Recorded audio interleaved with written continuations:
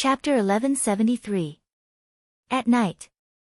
Chu Qingyan had just finished bathing and was preparing to go to bed to rest when there was a loud knock on her door. Her brows jumped up and she immediately opened the door. Hualing, what is it? When she opened the door and saw Hualing and his rash appearance, Chu Qingyan had a bad premonition, so she immediately asked this. Hualing did not waste any time as he quickly said, according to Xiao Lai's cavalry who is watching over snowflake cake and the others, glutinous rice ball hasn't eaten anything since yesterday. They thought it was because the weather was too hot and the little thing had no appetite, so no one paid any attention. However, today, glutinous rice ball has been completely listless and won't drink any water. Bai Yutong and the others have been circling around it, but nothing has happened. 2 hours ago, glutinous rice ball began vomiting and the situation doesn't seem to be good. How could it be like this? Does His Highness know? Chu Qingyan stepped out the door and prepared to leave the palace. Pigeon Feather sent a letter, so this subordinate immediately came to report to you. Master hasn't reported yet. Mu Ling saw her anxious appearance and immediately stopped her. Little princess, calm down first. I've already sent someone to call a veterinarian. You should wait for Master to come first before discussing this matter. Hualing's heart was filled with anxiety. He couldn't let the little princess leave like this. The city gates were already closed and she couldn't leave at all. It was also possible that she would fall into the eyes of others. Her heart felt like it was being scratched by thousands of ants, so how could she calm down? At this time, Xiaosu walked into the yard with large steps after receiving the news. Seeing the little fellow's worried expression, his brows slightly knit. Turan has already told me about the situation, so don't worry. Animals are the same as people, they can also get sick. As long as the right medicine is used, they can be cured. These words were like a reassuring pill, easing her anxious mood. Big Ice Cube, I want to see glutinous rice ball. She grabbed his hand as a pleading look appeared in her eyes. She knew that this request was very difficult, but she couldn't control this thought. When Little Annoyance left, he was so assured in leaving the three of them to her. If something happened today and Little Annoyance came back, how would she explain it? It was rare to see her like this. Xiaosu turned and ordered Hualing, no matter what method you use, bring the glutinous rice ball into the Wang Fu. Hualing felt his head swell. Bringing such a powerful snow wolf into the city in the middle of the night was like climbing a mountain. Although it's said that the young Princess Consort is confused because of her concern, Master, why are you fooling around with her? But he didn't dare to say this out loud. They had to do whatever their master told them to do. Even if there was no road ahead, they had to find a way out. Hualing gave the order to Dove Feather and then quickly led people out to provide support. The two of them sat in the room and Chu Qingyan was worried. Big Ice Cube, do you think Hualing and the others can bring the glutinous rice ball in? Glutinous rice ball is the smallest of the three. Although it is more delicate than its two older brothers, it has never been sick in a long time. I really can't calm down. Seeing the person he cared about the most get angry for someone else, even if it was a pet, Xiaosu couldn't help feeling a bit jealous. However, he could understand her feelings. Although the little fellow had a straightforward personality, she was very meticulous and was very good to the people around her. As long as it was someone or something she cared about, she would treat it wholeheartedly. How could he not feel pity for such a kind person? He pulled her into his embrace and gently stroked her back as he comforted her. It's fine, you'll be able to see it later. When one was worried and couldn't see or touch something, they would be even more restless. The little fellow was like this. She snuggled up to him as she gazed out of the courtyard. Time passed bit by bit, and 2 hours passed. Suddenly, there was a commotion outside. Chu Qingyan stood up in shock, and Xiaosu followed her gaze and looked out. At this time, Hualing was holding something in his hand.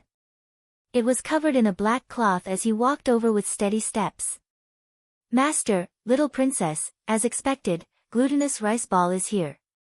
After saying this, the black cloth was removed and the dying glutinous rice ball appeared in front of everyone's eyes. Chu Qingyan immediately came forward and stroked the glutinous rice ball's head with heartache. It was burning hot and she exclaimed, the doctor said it has a high fever. Take it down to treat it first. Xiao Su ordered in a deep voice. Huo Ling immediately carried it to the next room and the doctor in the yard was also brought over. Chu Qingyan also wanted to follow, but she was pulled back by the person beside her. She turned her head with a questioning gaze. Don't worry, it'll be fine. Xiao Su squeezed her hand and then let go of her. She nodded gratefully and then left the room. When she arrived, the doctor was already feeding the glutinous rice ball medicine. However, it was unknown whether it was the instinct of a beast or some other reason, but the glutinous rice ball kept its mouth shut. No matter what he did, it would not open its mouth. As a result, the medicinal soup could not be fed, let alone the pills. The doctor was helpless, but the people standing next to him were all cold and aggressive. His hands trembled, and the medicinal soup spilled. At this time, a pair of slender and beautiful hands took his medicine bowl and said in a gentle voice, "Let me do it." As if he had been pardoned, the doctor immediately retreated. Looking at the little girl's benevolent countenance, as if she could make a decision, he trembled as he reported the situation. This guy is allergic to pollen and has a poor appetite. Coupled with the rain from 2 days ago, he fell ill immediately. Otherwise, with such a big body, there wouldn't be any injuries at all. Can this illness be cured? Chu Qingyan asked in a worried voice. The doctor shook his head, it's a bit late now. Feed it the medicine first. It'll be fine if the fever goes down, but if it doesn't go down by tonight, what will happen if it doesn't go down by tonight? Her heart was filled with worry. The doctor looked at her and carefully said, "Have you seen a child with a high fever that won't go down and then become confused after growing up? It might also become like this." Chu Qingyan was instantly stunned. Become stupid? She gritted her teeth. No, she definitely couldn't let the glutinous rice ball become like this. She calmed her heart and squatted down in front of it. She tried to use a cheerful tone to say, "Glutinous rice ball, I'm here to feed you something good to eat." Glutinous rice ball was in a state of alert. When the doctor approached, its entire body tensed up. Now that its mistress was near, it seemed to be able to sense a familiar aura. Gradually, it relaxed its fur. Chu Qingyan reached out to stroke its head, and it became obedient. She took the opportunity to feed it the medicine. One mouthful after another, it went very smoothly. The doctor on the side was shocked, this fellow really understands human nature. Huo Ling and the others looked at each other. Of course, this fellow had been struggling the entire time, not willing to be carried back. If it wasn't for them saying that it could see the little princess, it wouldn't have been so quiet and obedient. After feeding it the entire bowl, Chu Qingyan anxiously asked, "Doctor, is there anything else we need to do?" The doctor stroked his long beard and said, "It'll depend on luck." Chapter 1174. The doctor's words made her feel very uncertain and she didn't dare to leave the glutinous rice ball. The glutinous rice ball unconsciously hummed on the bed. The sound was very weak, but it could be felt that it was very uncomfortable. Stroking the tangled hair on its body, Chu Qingyan coaxed it in a low voice, "Be good, get better quickly. I'll give you a bath." But the glutinous rice ball still didn't have any reaction. She could only sigh helplessly and anxiously. Because the glutinous rice ball was suddenly brought back, some secret methods were used. Xiao Su had just gone to deal with the aftermath to prevent people from using it as an excuse. When he finished, it was already the middle of the night. He walked into the yard, "Where's the princess?" Huo Ling, who was standing guard outside, immediately replied, "Little princess is still inside keeping her company." Xiao Su nodded and turned to enter the room. When he looked up, he saw the person sleeping on the edge of the bed. His gaze swept over her tired face and he walked over. He reached out to carry her back to the room. When he moved, the person who couldn't sleep soundly slowly opened her eyes. Seeing him, she immediately sat up and rubbed her eyes. "What time is it now?" 1 in the afternoon. Xiao Su paused. Go back and rest first. It's fine to send someone to keep watch here. She shook her head. No need, I'll leave it here. You still have morning court tomorrow, so go back and rest first. I can do it alone. With her like this, how could he sleep peacefully? He pulled over a chair to sit with her and wait. Seeing her insist on urging him to leave, he gave a low laugh. In the past, it was normal to not sleep for days on the battlefield. This isn't anything. I'll stay with you tonight. His sour eyes suddenly welled up with tears. Generally, people in high positions like them would not have any compassion for animals, let alone take care of them as if they were family or friends when they were injured or sick. They would only feel that it was a waste of time, energy, and feelings. But the big ice cube was different from them. He never felt that what she did was unreasonable. He would think from her point of view, put himself in her shoes, love what she loved, think what she thought, and never doubted her because of their different views. How short was life? How many people had passed by one's side? To be able to meet such a person who could tolerate you no matter when, where, and what happened, was the most precious happiness in this world. Seeing that her big eyes were wet, Xiao Su thought that it was because she was too worried about glutinous rice ball. He could not help but laugh and pull her into his arms. What's there to cry about? Glutinous rice ball is still lying there. You have to believe in the resilience of wolves, especially the descendants of the Snow Wolf King. Their vitality is far stronger than we think. She nodded heavily against his shoulder. After another 2 hours, that doctor was dragged over by Huoling. His eyes were hazy, but he did not dare throw a tantrum. He obediently went forward to take glutinous rice ball's pulse and feel her limbs. Very quickly, the sleepiness in his eyes disappeared and he happily said, very good, the fever is gone. Chu Qingyan finally felt relieved. So you're saying that he's fine now? Xiao Su asked coldly. The doctor trembled in fear from this question and quickly replied, as long as he's fed a few bowls of cold repellent and allergy medicine, he should be able to recover in 2 or 3 days. Chu Qingyan seriously listened. Although the doctor was very scared, his words were very calm. It could be seen that glutinous rice ball was already out of danger as her entire body relaxed.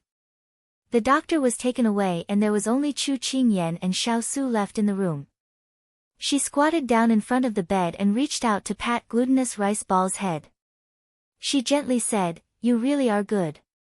You have to get better soon, I'll have people prepare a lot of delicious food for you. Xiao Su lowered his head and took in her gentle and elegant demeanor. He reached out and stroked her head, the corners of his mouth gentle. The next morning, Chu Qingyan had just woken up when she heard the commotion in the courtyard. She slept late last night and her head still hurt a little. She couldn't help but struggle to get up and ask Xining, who pushed the door open, who's outside. Xining walked over with a basin of water. It's first old Master Chu. He knew about glutinous rice ball's illness, so he rushed over in a hurry. He's now in the room talking to glutinous rice ball. She rubbed her temples.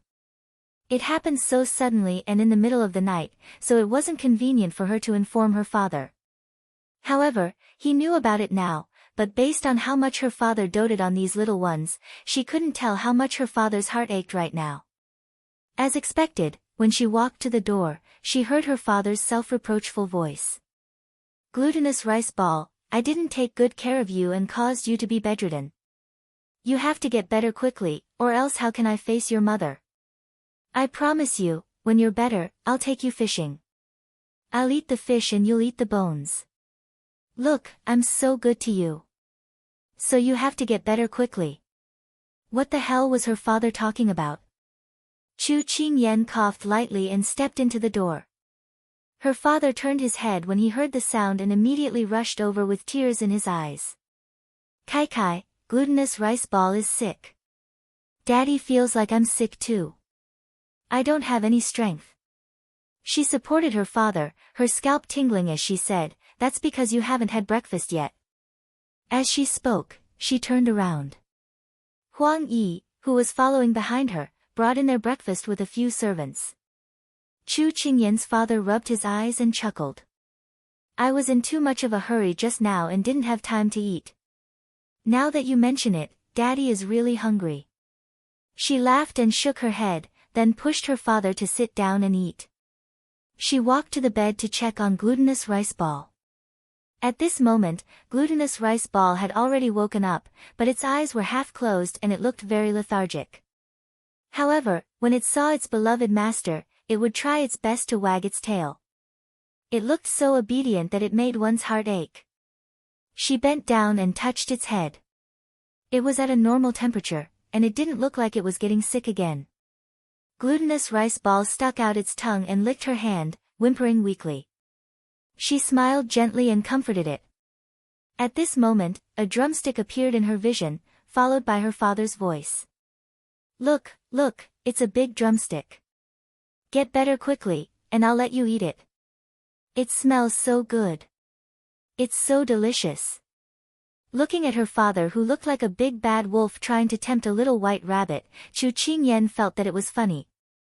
Glutinous Rice Ball rolled its eyes at him very plaintively.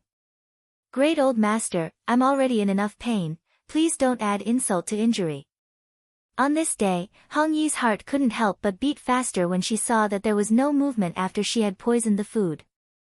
She went to the kitchen to ask around and found out that there was a rare guest in the courtyard who was being taken care of by Chu Qingyan, so she didn't have time to take care of her body. However, Lord had already instructed the kitchen to brew some nutritious tonics for her, so the kitchen was in full swing preparing today. Whether it was making soup or cooking, red dates were all seasonings, so she wasn't afraid that she wouldn't be able to use them.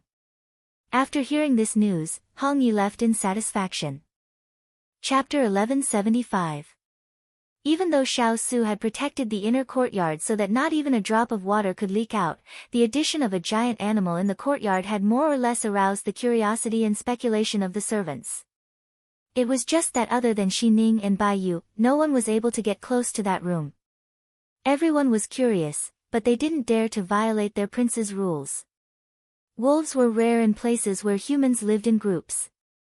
If people found out that they had a wolf in captivity, and that it was a snow wolf with a noble bloodline, not only would it alarm those curious people, it would even alarm the Sichuan emperor. This was the so-called treasuring a jade ring becomes a crime. After Glutinous Rice Ball's fever subsided, Chu Qingyan took good care of it. After she personally fed it 2 doses of medicine, Glutinous Rice Ball's spirit improved greatly. However, it still lay weakly all day long, but compared to its previous state of being on the verge of death, it was already much better. In the evening, the weather was not so hot, and Glutinous Rice Ball could move around. It was lying in her arms and acting coquettishly. At this time, Hua Xiu, who had been busy for the past few days, appeared in front of her. I was wondering why the security outside was so tight. It turns out that they're hiding a treasure. As soon as she entered the door, Hua Xiu unceremoniously drank a large pot of water. She was travel-worn, but her small face was radiant and looked very pleasing to the eye. Chu Qingyan teased Glutinous Rice Ball while looking up and smiling. It can't be helped. Its existence is too special. When it recovers, I'll send it back. By the way, why did you come back so early today? Hua Xiu walked over and asked about Glutinous Rice Ball. However, when she was stroking its fur, she heard her friend's words and could not help but roll her eyes. It's such a hot day, and I'm so busy that I'm like charcoal. It's not easy for me to come back early today. It's fine if you don't comfort me, but you actually ask me why I'm back so early? Am I born to be a laborer? Can't you have some compassion? Chu Qingyan immediately raised her hands in surrender. Okay, I was wrong. May I ask if you're tired today, big boss?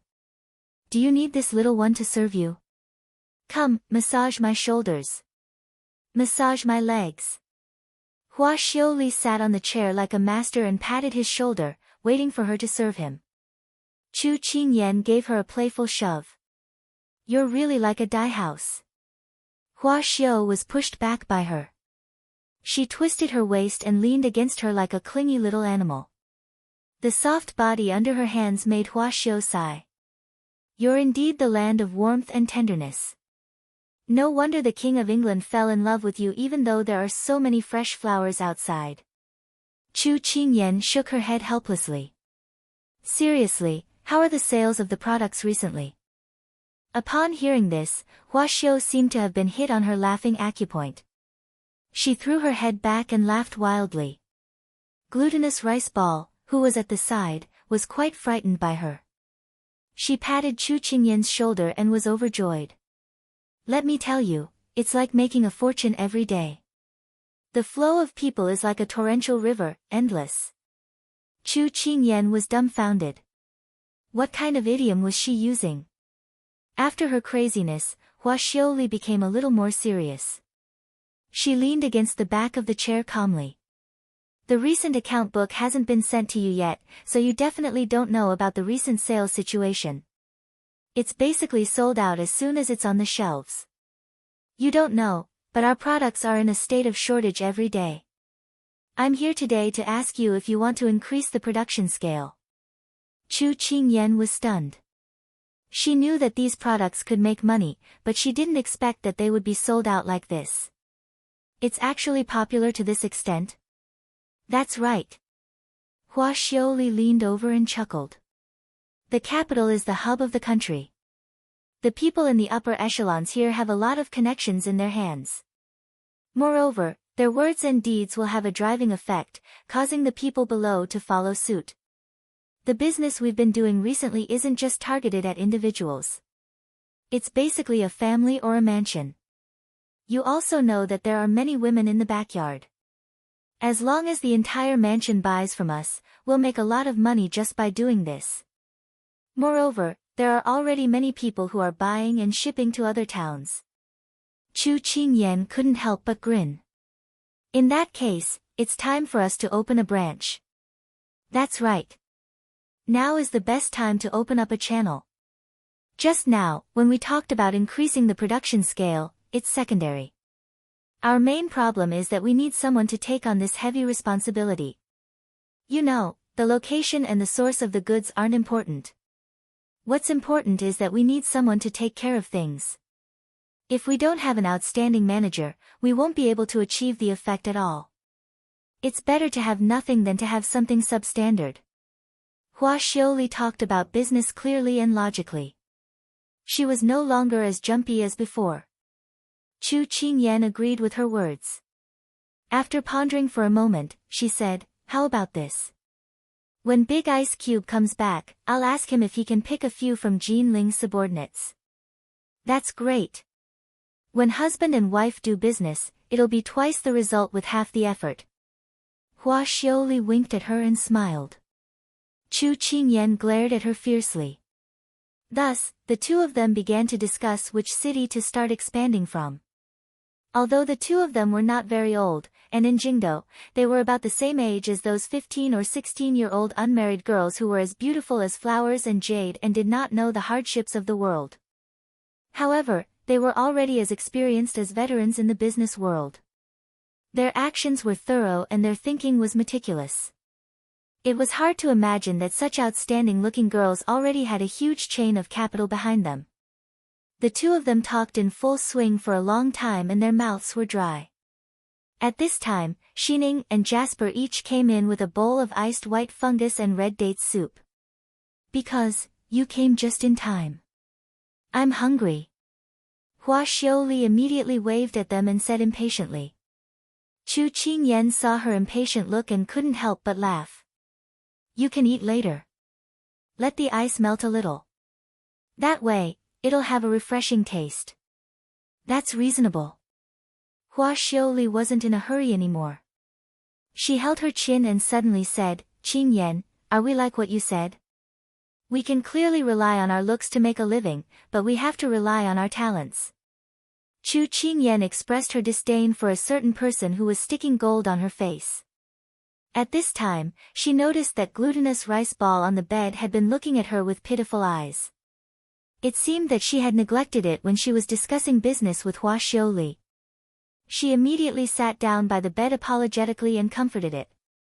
This pet of yours has turned into a spirit. Hua Xiuli joked.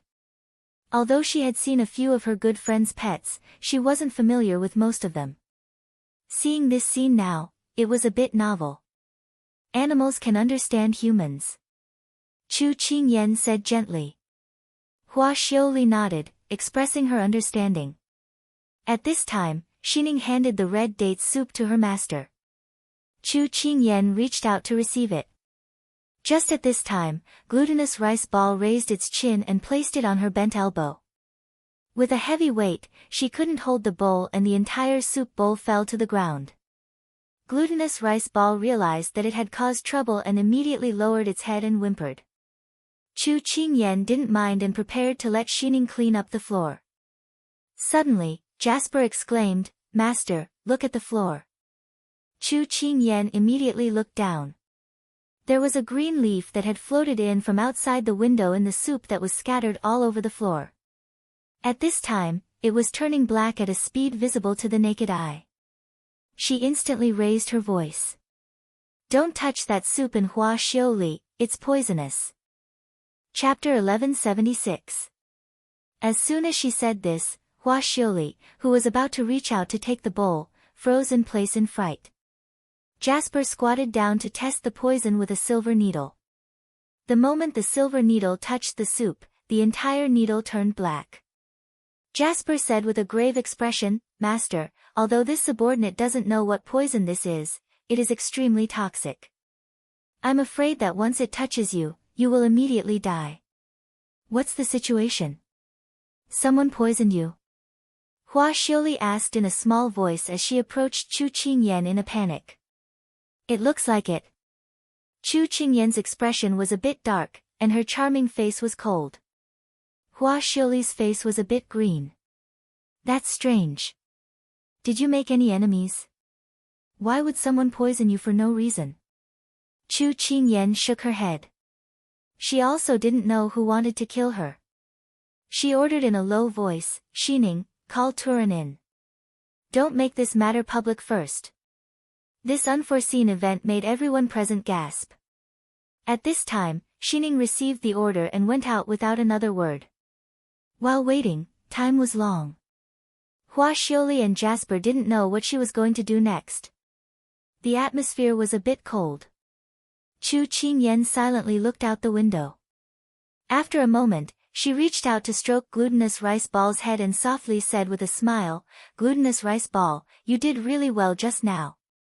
If it wasn't for Glutinous Rice Ball's interruption, she might have already gone to see the King of Hell. Snow foxes understood human nature. Glutinous Rice Ball could feel the fluctuations in her master's emotions.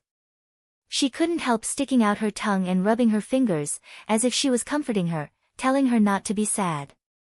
In the blink of an eye, Turan quickly followed Xining into the room. The moment he entered, he felt the unusual atmosphere in the room. The relaxed expression on his face quickly disappeared. He walked in front of Chu Qingyan and asked with a serious expression, "Little Princess Consort, why are you looking for this subordinate?" "Turan, there are ghouls in the mansion," Chu Qingyan said with a serious expression. Jasper told him what had happened just now. Turan was stunned and his face gradually turned ugly. The security of the prince's mansion was in charge of his secret guards. Last time when his master was drugged, he had increased the number of people guarding every corner. He did not expect that someone would take advantage of the loophole this time. His gaze fell on the porcelain bowl that had been knocked over on the ground, and a lingering fear surged in his heart. The person who had poisoned the young Princess Consort's life. If he had not discovered it in time, then at this moment, he did not dare to think of the consequences. Based on his master's temperament, he would not let this matter go so easily. Turan bowed his head and asked, "What do you plan to do now, Your Highness?" Something had happened, but she had kept it a secret. She had called him in alone without alerting anyone else. He had a faint guess that the young Princess Consort had a plan at this time. "That's right." Chu Qingyan stood and walked in front of him, her expression serious. "This matter could be hidden from your secret guard surveillance. This person is either very skilled or very skilled in disguise. When they poisoned the princess, they did not leave any traces. If we investigate with great fanfare, we will only alert the enemy. Rather than wait for them to come, it is better to take the initiative. In these months, she had restrained her edge, put away her claws, and dutifully acted as the little rice worm of the King of England's consort. But there was someone who did not let her go. Her brows rose, and her eyes flashed with a sharp light. If people do not offend me, I will not offend them. If people offend me, I will not let them go. Turin felt the person in front of him suddenly change. It was different from her usual reserved aura, but it made him have the illusion that he could not help but lower his head, as your highness commands. Good, let's do it like this. 15 minutes later. Not good, not good, someone come, the princess consort has fainted. The tightly shut door was suddenly opened from the inside. Xining ran out in a panic. She cried as she shouted, her voice penetrating. The people in the yard did not know what had happened, but seeing Xining, the highest-ranking first-rank Yahuan of the princess consort, so panicked, a few words floated above everyone's head. Something big had happened. Very quickly, the entire yard boiled. Hong Yi had been waiting in her room. She knew that the lotus seed would appear in front of Chu Qingyan in the next few days. What she could do was to prepare an alibi for herself before it happened. When it was investigated, she would not be afraid of being suspected. At this moment, she heard Xiao Zhao mumbling outside. Her heart skipped a beat. Had they succeeded? She was excited and immediately opened the door. At this time, a servant passed by with a panicked expression. She immediately opened her mouth and pretended to be at a loss as she asked, Xiao Qing, what happened? Xiao Qing's face was full of anxiety. Hong Yi Jijie, something bad has happened. The princess consort suddenly fainted. Right now, everyone is looking for a doctor in the city. Hong Yi was pleasantly surprised. Sure enough, it was effective. But she could not show it. She was also frightened. Then let's quickly go and see if there's anything we can help with. At this time, she had to go and investigate the situation. When Hong Yi walked into the yard, she saw doctors coming in and out. They came in a hurry and left with pale faces. At this time, a doctor staggered out. Hong Yi acted like she was protecting her master and went up to greet him. Doctor, how is my princess consort? That doctor shook his head with a grave expression. Then he sighed and walked towards the door of the yard. At this time, another two doctors came out together and whispered, it's a pity, so young. Hong Yi's eyes lit up. It seemed that she had been poisoned. She was secretly happy, but her face was full of worry.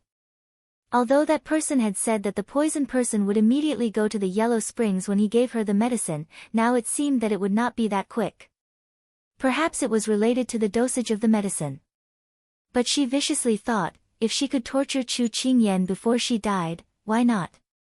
At this time, she really wanted to go in and see how Chu Qingyan struggled before she died. It was a pity that the door was completely surrounded. She did not even have a chance to get close. What do you mean you're the best doctor in the capital? You can't even treat an illness. Xining's flustered and exasperated voice came from the room. Jasper reprimanded her, it's no use for you to be anxious now. Lord has not returned yet. Our people can't enter the palace to call for an imperial doctor. Don't make any more trouble. Xining felt very wronged. Then what do we do? Master's situation is not looking good. Be quiet, don't spread the news right now. I've already sent people to find His Highness and have His Highness call for an imperial doctor from the palace. We'll just have to see if Master can hold on for this period of time. Jasper's voice was also trembling. It was clear that she was holding on. Hearing the intermittent sounds coming from the room, Hong Yi's lips slowly curled up. Very good, everything was going smoothly. These two girls who hadn't even grown their hair yet were completely unable to hold up the situation at this time. When Lord came back, he would probably only see Chu Qingyan's corpse. This was really satisfying. Chapter 1177. When Xiao Su returned to the Wang Fu with a gloomy face, the entire Wang Fu was in a mess. Huo Ling followed behind him. When he saw this scene, he unconsciously looked at his master. Today, His master had been asked to stay by His Majesty to discuss some matters. He had stayed for the entire day. As soon as he left the palace, he was stopped by the servants waiting outside. They said that the young Wang Fei had suddenly fainted. His master's expression immediately changed. He pulled a horse from the side and quickly rushed back. No one could catch up. This was the first time he had seen his master panic. He didn't have his usual calm appearance at all. On the way back, his master's expression was tense. His face was so dark that it could drip water. When he came back, the steward and the others waiting outside didn't know anything about the young Wang Fei's illness. Only the doctors on the road carried their medicine boxes and sighed as they left. This strange atmosphere made his master's head become gloomy again. Hualing didn't know until today that his master, who was omnipotent, also had a day when he was afraid. In his heart, he hoped that the young Wang Fei would be fine.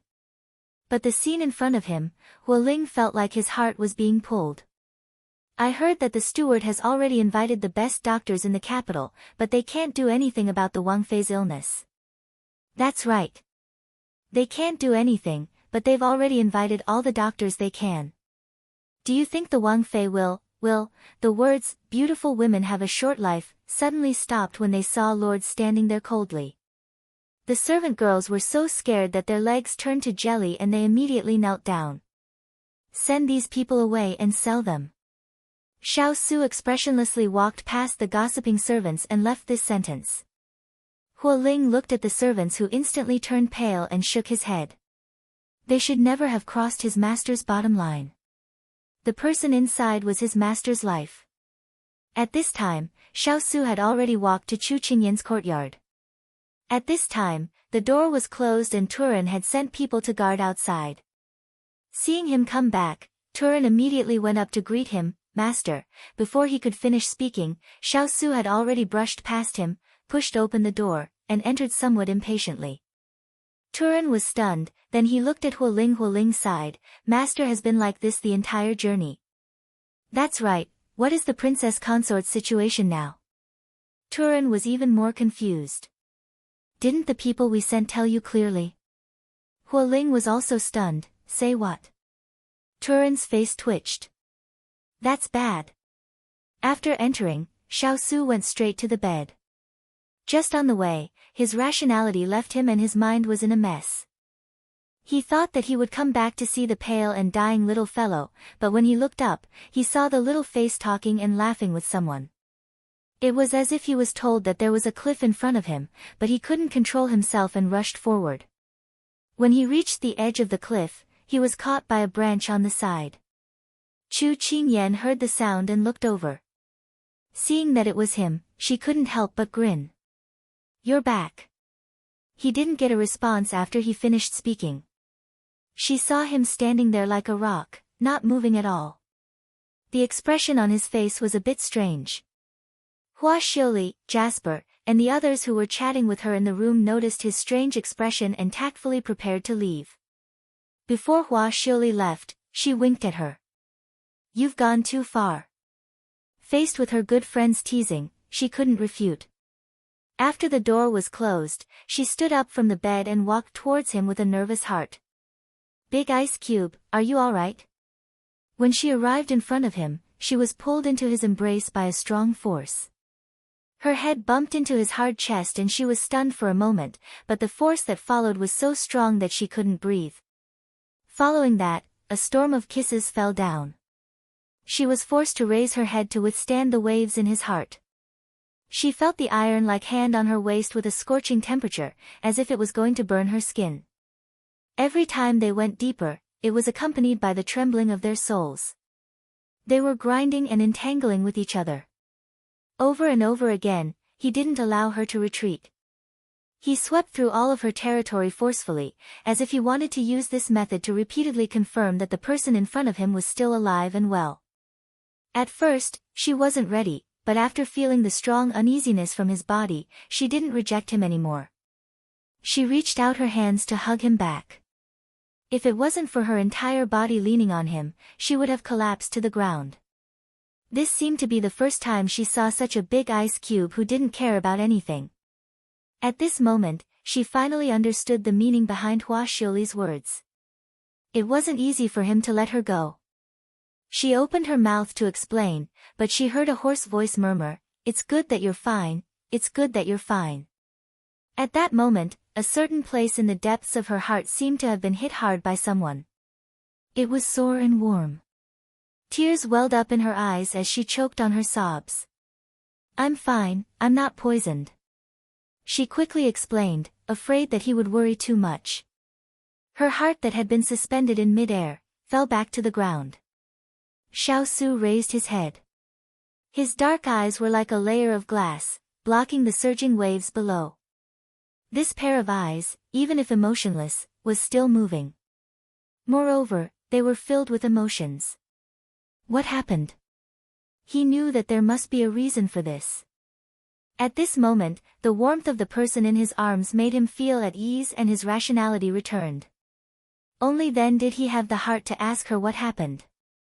She was bewitched by his eyes just now, and when she heard his magnetic and hoarse voice, she almost fell into a daze again.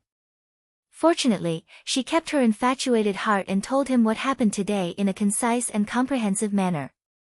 When she told him, she avoided the important points and only mentioned the toxicity of the poison. "The other party is in the dark while we're in the light.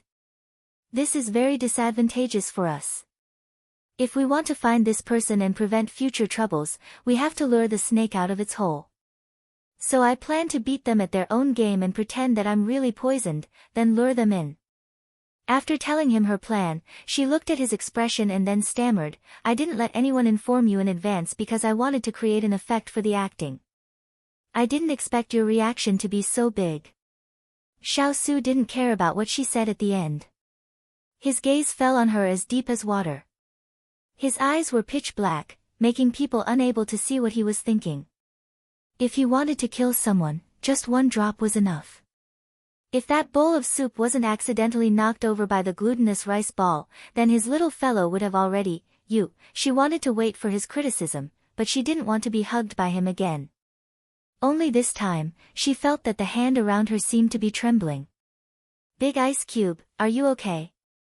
"I'm sorry, I shouldn't have kept it from you and made you worried." She was a little regretful and said hurriedly, but he hugged her even harder. "Ian, do you know what it means to survive a disaster?" She was stunned. "Just now, I experienced it." Survive a disaster. Chapter 1178. The news that Chu Qingyan was seriously ill and unconscious spread through the Wang Fu not long after. Xiao Su's face was as dark as water, causing the entire Wang Fu's atmosphere to become gloomy. Everyone was careful with their words and actions, afraid of offending this king of hell. They were just like the previous servants who were chased out of the Wang Fu for gossiping. All the doctors in the capital had been invited, but no one had a solution. Now, the imperial doctors from the imperial hospital had also come, but they all kept their mouths shut and did not leak any information. The people in the Wang Fu were afraid that they would be implicated, but they were also curious. What kind of illness did the princess consort have that caused the entire yard to be sealed off? Only the two head maidservants, Xining and Jasper, were allowed in and out. No one else could even approach. The news that the princess consort did not have much time to live spread through the Wang Fu. Because of this matter, the Wang Fu was sealed off and no one could leave the Fu, so no one discovered it. This matter only caused waves in the Wang Fu, but there was no news outside. "We need 2 new faces to play the role of the imperial doctors," Turin said to Huoling. Huoling scratched his head, "I've already used up most of the people here. I'll pull out a few from your side. You'll all be in the dark anyway, no one will recognize you." Turin looked deeply at him. Huoling swallowed and complained, "I knew you were petty." All right, I'll call them myself." After Huoling left, Turin vigilantly observed his surroundings. The young princess consort had told him to pay attention to any suspicious people lingering nearby. Compared to the panic outside, the room was filled with harmony and joy. Glutinous rice ball's body had mostly recovered and was currently circling around its mistress. It was full of vitality and did not look like it was on the verge of death 2 days ago. Is there any movement outside? Chu Qingyan asked Jasper, who was standing on the side. Jasper replied truthfully, when the news of you falling ill spread, it caused quite a stir outside. Everyone is guessing the cause of your illness. Recently, Hualing has begun to investigate suspicious people. Everyone in the Fu is in danger and has been more careful. Chu Qingyan nodded. Alright, that's the effect I want. Because Xiao Su strongly requested that she handle this matter herself, Xiao Su promised not to interfere with her plan. However, his request was that she could not leave his sight before finding the person who poisoned her. At this moment, he was sitting behind a desk. Although he was holding a book in his hand, his eyes never left the person leaning against the window. Chu Qingyan also noticed that since she came back yesterday, Big Ice Cube had been following her closely, as if he was afraid that she would suddenly disappear. This made her feel both helpless and touched. At this moment, Glutinous Rice Ball left her side and squatted in front of him, tilting its head to look at him. Xiao Su glanced at it, put down the book, took the dried meat on the plate, and slowly tore it into strips to feed it. Chu Qingyan rested her chin on her hand. The scene of a big ice cube being fed to a glutinous rice ball was indescribably heart-wrenching. Big Ice Cube, I feel that you're especially homely like this. A good homely man. Xiao Su glanced at her. I'm not usually homely. She shot herself in the foot. She hurriedly smiled fawningly. No, we're all homely, all homely. Glutinous Rice Ball chewed on the dried meat and tilted its head to look at its master. Its eyes were bright, as if saying, Master, how can you be so weak? You're the master of our Snow Wolf clan. Sensing Glutinous Rice Ball's disdainful gaze, Chu Qingyan was crying in her heart. She didn't want to either. Xiao Su retracted his gaze and calmly fed Glutinous Rice Ball another piece. He was in a good mood. At this moment, Jasper asked from the side, Master, it's already been a day. Are we still going to continue waiting? Chu Qingyan restrained her expression and nodded without hesitation. Continue waiting. The other party wants my life. If I'm not dead yet, she will definitely make a move. Xiao Su nodded when he heard that. There was a trace of coldness in his voice. As long as this person is still in the Fu, she will appear again. Chu Qingyan did not comment. She thought for a moment and turned to say to the big ice cube, have Fire Spirit and Turin help me pass on a message. Xiao Su nodded with a frown. It was as the two of them had thought. Hong Yi had been waiting in the room for the news of Chu Qingyan's death from poison. She had been excited at the beginning, but now she was anxious and impatient. She paced back and forth in the room, feeling uneasy. Could it be that there was a problem with the medicine? Logically speaking, even if she did not die immediately from the poison, she would not last for more than 2 hours. But looking at the situation now, it was already beyond her expectations. She had already sent out the letter, but there was still no news. Would the Empress be able to fulfill her promise? Her heart started to feel uneasy and she hated Chu Qingyan even more. Why didn't she die yet? She really was tenacious. When a person reached a certain point, they would start to distort. Hong Yi was like this at this moment. Suddenly, a dart flew in from outside the window. She quickly caught it and then quickly walked to the window. There was no one outside, so she lowered her head and took down the paper on the dart to read. Master said, I want to see the person if she's alive, and the corpse if she's dead. There was a plum blossom mark on the bottom of the paper. This was the secret signal between her and the Empress. Hong Yi clenched the paper in her hand and revealed a vicious expression. Have you heard? The imperial doctor from the palace is very skilled and said that he can save the Princess Consort's life. As long as the Princess Consort survives tonight, she will wake up. Yes, I also heard about it. You didn't see that the security in the courtyard is not so strict. That's because the Lord's mood has improved a lot. He ordered the guards to withdraw and rest. The Princess Consort's illness came so suddenly. Isn't my cousin helping Dr. Shen to get the medicine? Dr. Shin said that if it continues to drag on, he will have to prepare for the Princess Consort's funeral. After staying in the room for a while, Hong Yi came out to inquire about the news. She didn't expect to hear about it so quickly. She looked at the maidservants gathered in the corridor and her face became gloomy. Didn't that person tell her that there was no cure for this poison?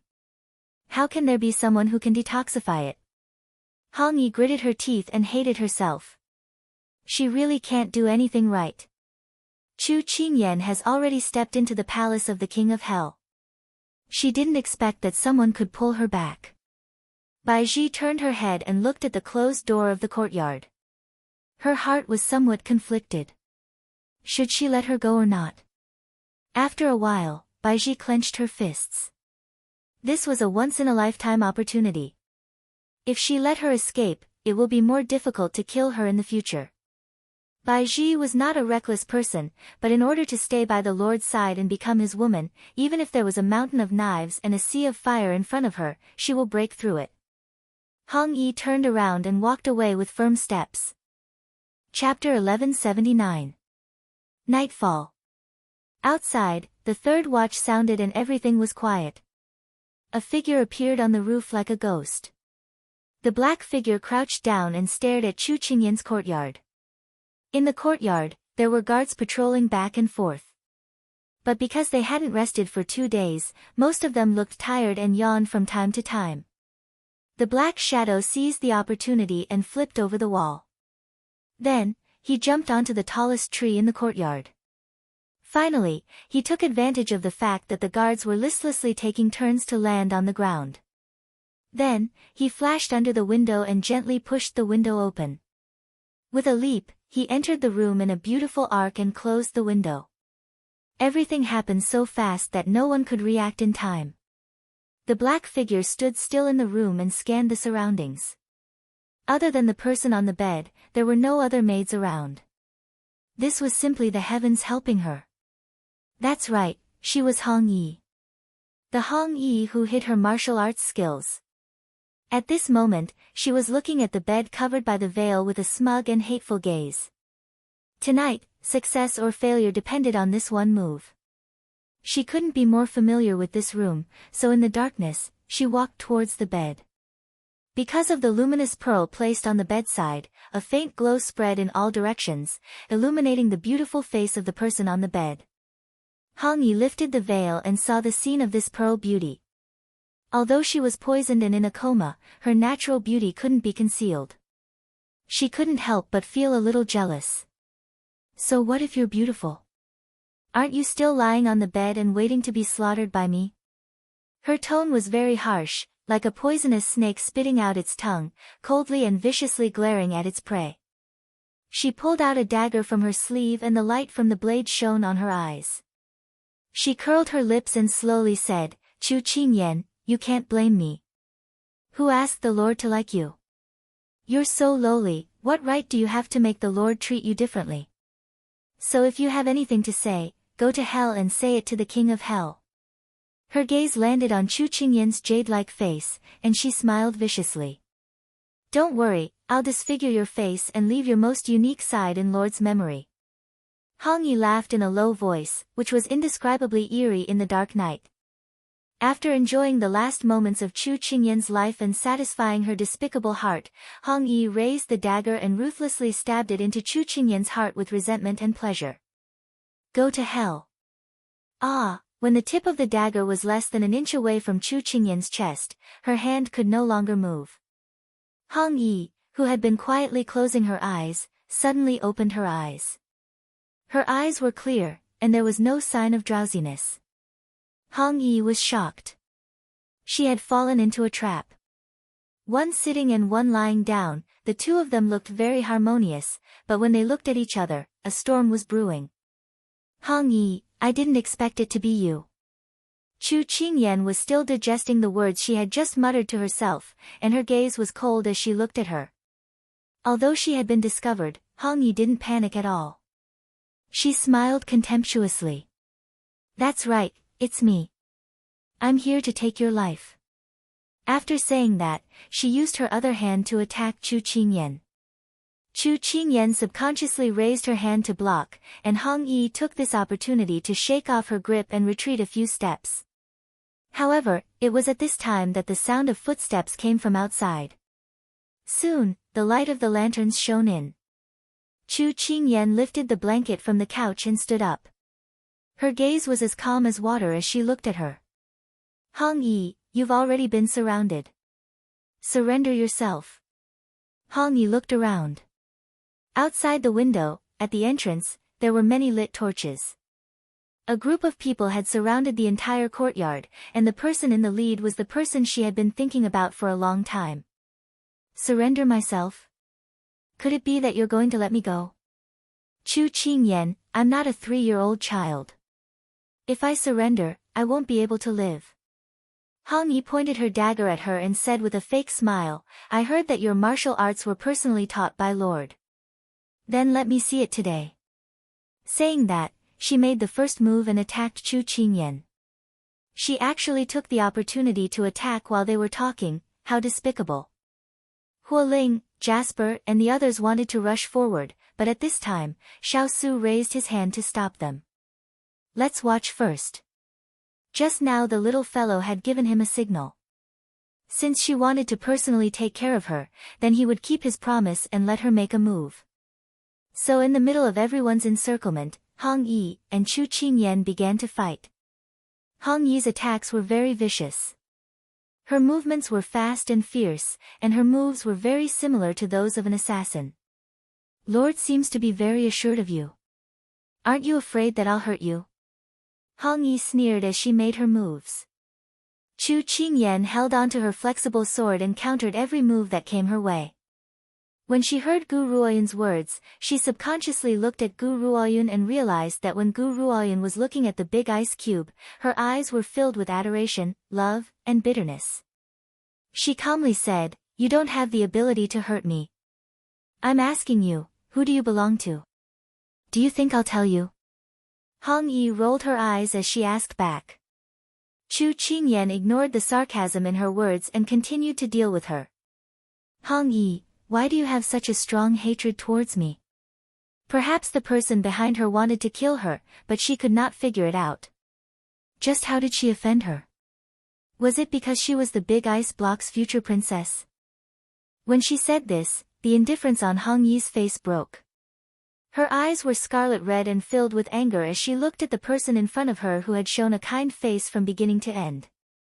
Chu Qingyan, what qualifications do you have to stand by Lord's side? You don't have a rich and noble family. The Chu family is in dire straits, so how can you help Lord in the future? Moreover, your appearance has sapped His Highness's will, causing him to lose interest in the world. You will be a stumbling block for His Highness in the future. What right do you have to act as the mistress of the prince's mansion? Do you know how disgusting you are? The Hong Yi in front of Chu Qingyan had a sinister look on her face. She no longer looked as gentle as she used to be.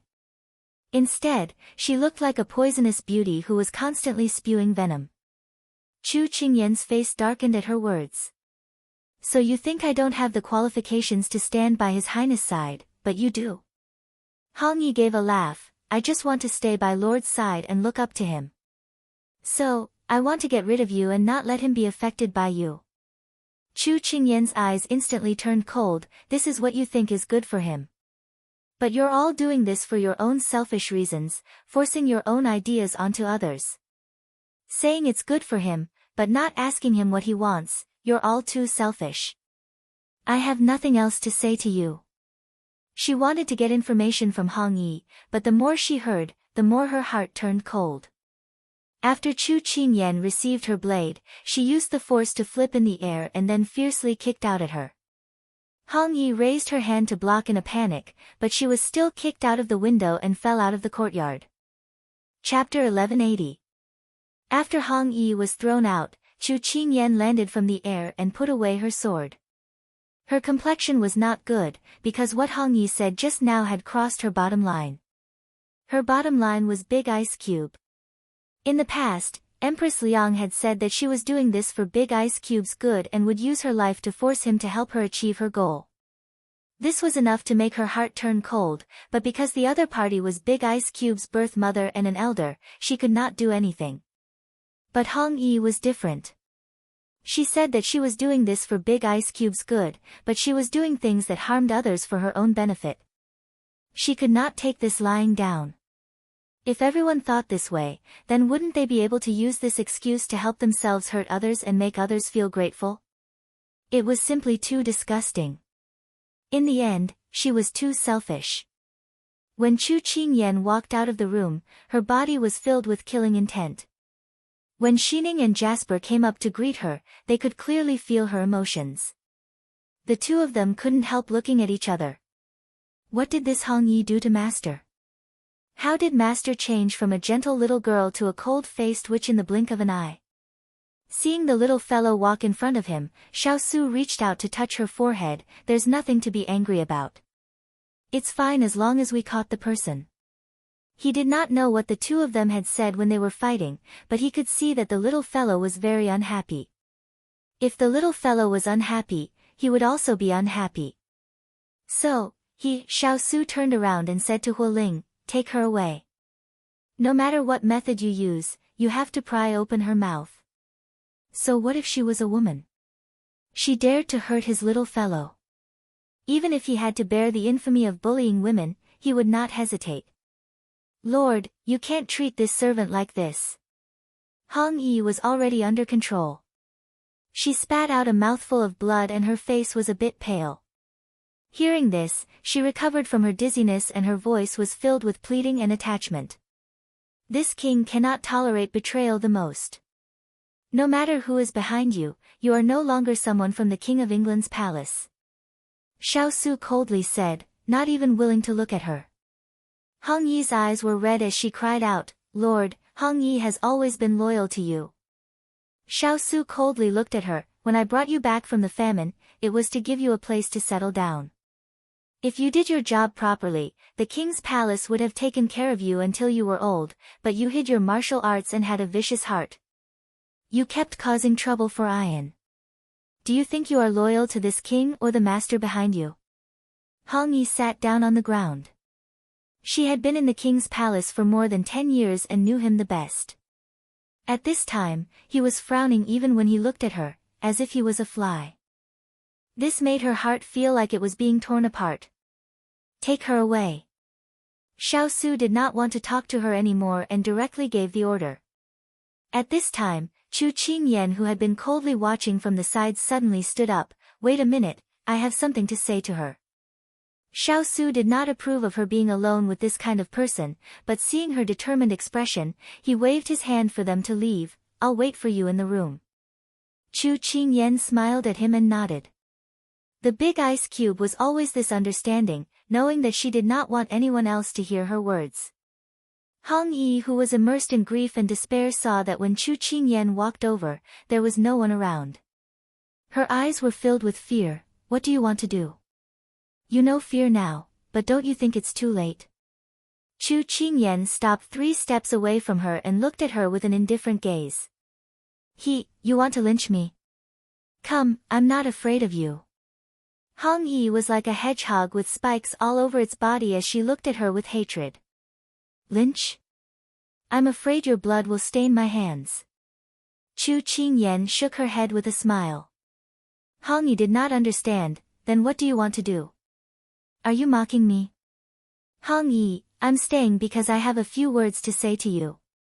I'm afraid you won't be able to hear it in the future. Chu Qingyan said indifferently. Is that so? I'm all ears. Hong Yi said with a cold smile. Chu Qingyan did not put her arrogance in her eyes as she slowly said, Hong Yi, I think you've tarnished the word like.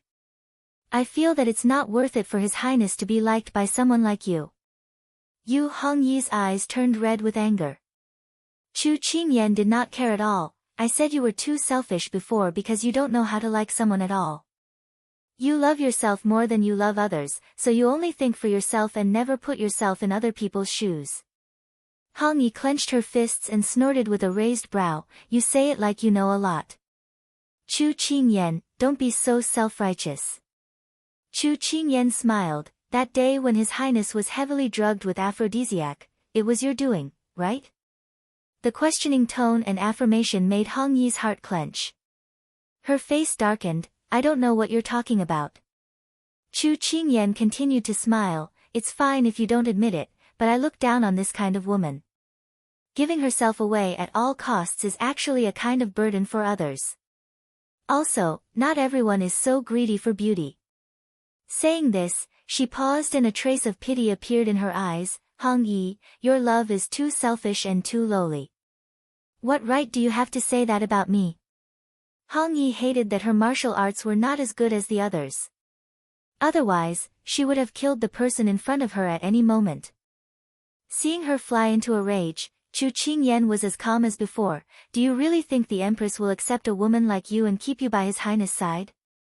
Chu Qingyan, you think you're omnipotent and can obtain everyone's love? I'll tell you, the Empress has always seen you as a thorn in her side. She promised me, as long as I can. Saying this, her voice suddenly stopped. Hong Yi looked dazedly at Chu Qingyan in front of her, who was staring at her like a torch. She was shocked that she had let the cat out of the bag. It really is her. Chu Qingyan's voice turned cold. Hong Yi finally reacted. Were you trying to provoke me just now? To get information from me? Chu Qingyan looked at her without commenting. Do you know why I kept you when you made so many mistakes in the past? Was it to raise a tiger? No, I always felt that there was someone behind you. I didn't think that my intuition was right. Then how did you know it was the Empress? Hong Yi was shocked by her honesty. She suddenly felt that she had never seen through the person in front of her. In the past, she had been blinded by hatred and treated a fox as a little sheep. Or perhaps it was because she didn't want to admit her abilities and subconsciously thought that she wasn't worthy of her master. Actually, among all the women in the capital, she was the most outstanding. Hong Yi seriously looked at Chu Qingyan for the first time. That peerless face with those bright eyes and that red dress that fluttered in the night wind gave people a sacred feeling that couldn't be profaned. This kind of woman really made people jealous. Chapter 1181. You don't need to know. Chu Qingyan smiled faintly at her. There was no mockery or sympathy. It was as if she was just looking at an unimportant person. She made a hand gesture and very quickly, someone came over and carried Hong Yi away. Hong Yi finally felt panic. She looked at Chu Qingyan under the tree, who was so sacred and unapproachable, and the jealousy in her heart surged up again. Chu Qingyan, don't be too proud. One day, there will be someone who will make you beg for death. Chu Qingyan retracted her foot and turned to look at her. Her gaze was as calm as water, but under the moonlight, her entire body was emitting a cold aura, and just a glance was enough to intimidate her. Hong Yi forgot to react in that moment, and Xiao Lai Qi, who was at the side, immediately covered her mouth to prevent her from saying any more disgraceful words. Seeing Hong Yi's angry red eyes, unwilling to be taken away, Chu Qingyan pursed her lips and turned to walk into the room. Xining had already brought people to clean up the room, and when she walked in, everything was restored to its original state. You didn't make a move. A voice came from behind the curtain. She paused for a moment, and could vaguely see a broad and tall figure behind the curtain. She thought for a while, then reached out to pull open the curtain and walked to the center of the room. The person who was standing with his back to her slowly turned around and looked at her with a calm expression. The lights outside shone brightly, making his appearance a little blurry, but that pair of black eyes was exceptionally bright. How did you know? She stood in front of him, her eyes filled with doubt. She had not shown any intention of wanting Hong Yi's life, so how did the big ice cube see through it? Xiao Su lowered his head and looked into her eyes that were as pure as water. Suddenly, he raised his hand and placed it on top of her head. He sighed and said, "You don't have to show any pity for someone like that. Also, you don't have to do it yourself." When he was talking to Hong Yi, the little fellow stood aside and did not make a sound. In fact, she was having a mental struggle. When she asked him to talk to Hong Yi alone, the emotion that flashed through her eyes was that she could not bear it. He knew her, so he knew what she was struggling with, but he did not say it out loud. No matter what the little fellow wanted to do, he would support her unconditionally. She was stunned. So that was how it was. Her eyes were filled with admiration. Big Ice Cube, you're too godly. If you were anywhere else, I would have thought that you studied psychology. Xiao Su shook his head and laughed at her exclamation. Then, he asked the question in his heart, then why don't you do it? Hearing that, Chu Qingyan was silent for a while before she replied bitterly, I can't do it. Especially when she mentioned you, the affection in her eyes made me think that she was a girl who was blinded by love and went astray. Xiao Su shook his head. You're still too soft-hearted. If you let some people go, they might not be grateful to you. They might even hate you even more. This is why people's hearts are hard to fathom. Chu Qingyan puffed up her cheeks and finally sighed. I admit that you're right. I'll work hard to correct myself in the future. No need. This is good. You can just be yourself. Xiao Su reached out and pinched her face, his voice filled with affection. Chu Qingyan blushed. I'm not a child. You don't have to coax me. I'm willing to coax my own wife. Seeing him say this without blushing or skipping a beat, Chu Qingyan felt that she should be shy for him, but she didn't dare to look at him. Woo-woo, her skin was too thin. It wasn't as thick as a big ice cube. Tell me, why did you suddenly want to take her life? This isn't like you. Xiao Su asked in a low voice. This was what he couldn't understand. The smile on her face froze. She thought that she had already gotten away with it. She didn't think that he would still ask. Her fingers kept twisting. She wasn't good at lying, especially to the big ice cube. She had always told him everything she knew. Now, she was a bit panicked. She couldn't tell the big ice cube that the person behind Hong Yi was the Empress, his mother. The reason why she wanted to get rid of Hong Yi was because she didn't want him to know that Hong Yi was a spy that his mother had placed by his side to monitor his every move. If the big ice cube knew that the aphrodisiac was his mother's idea, how would he feel? If he knew that the person who wanted to kill his future wife was his mother who had raised him, how disappointed would he be? Parents, other than their loved ones and children, were the people they loved the most. She knew that the big ice cube and Empress Liang didn't have a good relationship, but after all, they were related by blood. He had always been a filial son. No matter what the Sichuan emperor did to him, he never cared about it because he valued his family. If Hong Yi was alive, her mouth wouldn't be hard enough. Xiao Lai Chi would pry out those secrets. Then, would the big ice cube experience the betrayal of his family again? She didn't dare to think about it anymore. If she knew earlier, she would have killed her with a sword to prevent future trouble. Just as her expression changed, Xiao Su suddenly said, forget it. You naturally have your reasons. I won't ask. The surprise came too suddenly. Chu Qingyan threw herself at him and hugged him. Long live understanding. Xiao Su smiled and pulled her into his arms. He said in a low voice, you mischievous spirit. She leaned in his arms and laughed mischievously. Big ice cube, let's make a deal. How about you let me be in charge of interrogating Hong Yi? She blinked and smiled mischievously. She deliberately pretended to make things difficult for Hong Yi. Xiao Su raised his eyebrows. Why are you so enthusiastic? I also want to learn how to interrogate criminals. How about it? Do you agree? She threw a coquettish glance at him. Then, she was disgusted by herself. Selling her body for this was simply too much. He could tell at a glance that she had other motives. She just didn't want to say it. Since that was the case, he wouldn't ask. However, what are you going to give me in exchange? It was clearly a serious question. Why did it sound like an indescribable feeling to the big ice cube when he said it? She swallowed her saliva. What do you want? No, why was there a need to exchange? Xiao Su chuckled. Then, he leaned close to her ear and said something. Instantly, those little white ears turned red. She pushed him lightly and said, "Don't be like this." Xiao Su smiled. He carried her up and placed her on the table. His eyes reflected the light that poured in from the window. It was so bright that no one dared to look at him directly. He murmured, then cupped her face and kissed her. "Close your eyes." On the window, two figures were getting closer and closer. At this moment, Hong Yi was locked up.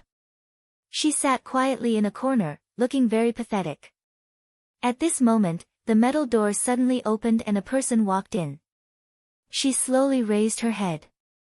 When she saw the person standing in the dark, she stood up with a look of surprise. "You're here to save."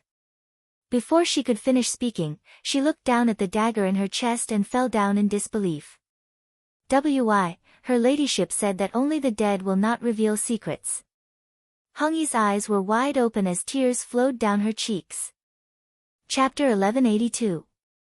When Chu Qingyan and Xiao Su received the news, Hong Yi was already dead.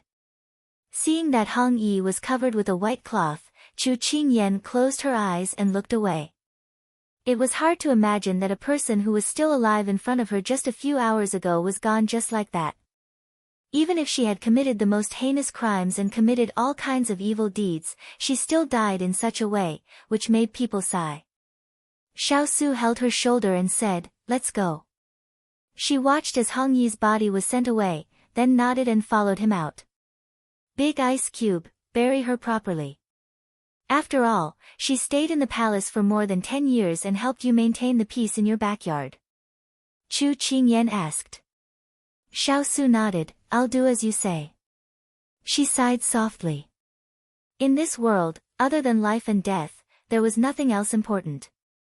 Once you leave this world, then your love and hatred, your past, your everything, will disappear with the passage of time. If you want people to remember you forever, then you have to live well. Because if you are no longer here, then you will never be able to find a trace. Even those memories will be mixed up with time, and then become blurry, until you can no longer remember them. After the sadness of spring and sorrow of autumn, Chu Qingyan suddenly became serious. "Big ice cube, there is actually someone who can hide from the fierce cavalry and silently kill Hong Yi. We have to investigate this matter properly and find that person." After the little fellow finished speaking, Xiao Su said with a cold expression, "I already know who it is." "You know, who is it?" Chu Qingyan was surprised. "I will handle this matter, you go back and rest." He did not tell her clearly, but only rubbed her head and said with a deep voice. Chu Qingyan was slightly stunned. Maybe she could not help, but the big ice cube did not want her to know. Since that was the case, she would not interfere and let him handle it.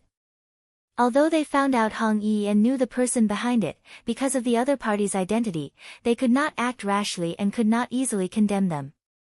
This matter could only be considered as coming to an end. These 2 days, she did not dare to relax. Hearing the big ice cube's words, she was also a bit tired, so she did not stay and turned to walk back to her own courtyard. After the little fellow left, the warmth on Xiao Su's face slowly dissipated with the rise of the sun, leaving behind a dark and cold expression. "Where are Gu Rong and Gu Yi now?" Xiao Su asked expressionlessly. Tu Ling, who was standing by the side, thought for a while before replying, "Because Master has not brought them with him these few years, this subordinate has assigned them to the secret guards in the manor. They are responsible for the protection of the manor." Speaking of this, Turin remembered that when Master was young, the Empress had placed them by his side as playmates. Later on, because of this relationship, Master often left them in the palace when he went out to travel and fight. The last time he brought them with him was 5 years ago when Master returned to the palace victoriously. When Master suddenly mentioned them, he couldn't help but think of Hong Yi's death. He thought about it and connected many things together. Suddenly, he had a bold guess. This guess made him tremble. Could it be, "Bring them here, Ben Wang wants to personally interrogate them"? The Earth Spirit did not dare to delay and immediately ordered someone to summon the two of them. After giving his instructions, he turned around to look at the person standing under the tree. The person's black robe fluttered in the wind, but the tall and straight figure gave him an inexplicable feeling of loneliness. He quickly drove this thought out of his mind. How could Master have such an expression? He must be seeing things. When Chu Qingyan returned to her room, she coincidentally bumped into Hua Xiuli and Lin Fengyi, who were looking for her. She invited the two to sit at the stone table under the shade of the tree. How did the two of you have time to come over together? The two of them had previously stayed in the Wang Fu temporarily. Later on, for some reason, Lin Fengyi bought a courtyard outside and the two of them moved out, living a cohabiting life where no one would disturb them. Because Hua Xiuli had always dressed as a man outside, it did not cause much of a stir. Hua Xiuli pointed at the person beside her. He heard that something happened to you, so he came to visit. At this time, Lin Fengyi nodded with a smile and said in sympathy, "It's very fortunate that you managed to escape safely this time. He had nothing to do today, so he came to visit you. Actually, he heard that the one in your family had lost her composure because she was too anxious that day. He didn't see it with his own eyes, so he came to visit you today to ridicule the one in your family." Hua Xiuli did not have any awareness of betraying her own people and giggled as she revealed everything. At the side, Lin Fengyi held his forehead helplessly. How can there be such a daughter-in-law? It's really a family misfortune. Hua Xiuli's face reddened and she stomped her feet. When did I become your daughter-in-law? Don't talk nonsense. You're ruining my reputation. Lin Fengyi ignored her daily stomping and turned to ask Chu Qingyan, have you caught the person? She did not hide anything and directly told the two of them what happened last night. Wow, that was so exciting. If I had known, I would have stayed last night. That way, I would have been able to watch the good show of you fighting that evil woman. Hua Xiuli exclaimed at the side. At the side, Lin Fengyi frowned slightly. Then what was the result of the interrogation? Chu Qingyan shook her head and sighed softly. This morning, Hong Yi was silenced. Hua Xiuli was stunned. After all, she was a commoner. Although she was usually a little crafty when doing business, she was still a first-class citizen. When she heard this, she was a little frightened. Lin Fengyi was silent for a moment before asking, then where is Xiao Su now? After comforting her good friend, Chu Qingyan casually said, he said that he wanted to personally interrogate a few people. After saying that, she noticed that Lin Fengyi's expression was a little off. She could not help but ask seriously, is there a problem? Lin Fengyi relaxed her brows and smiled faintly at her.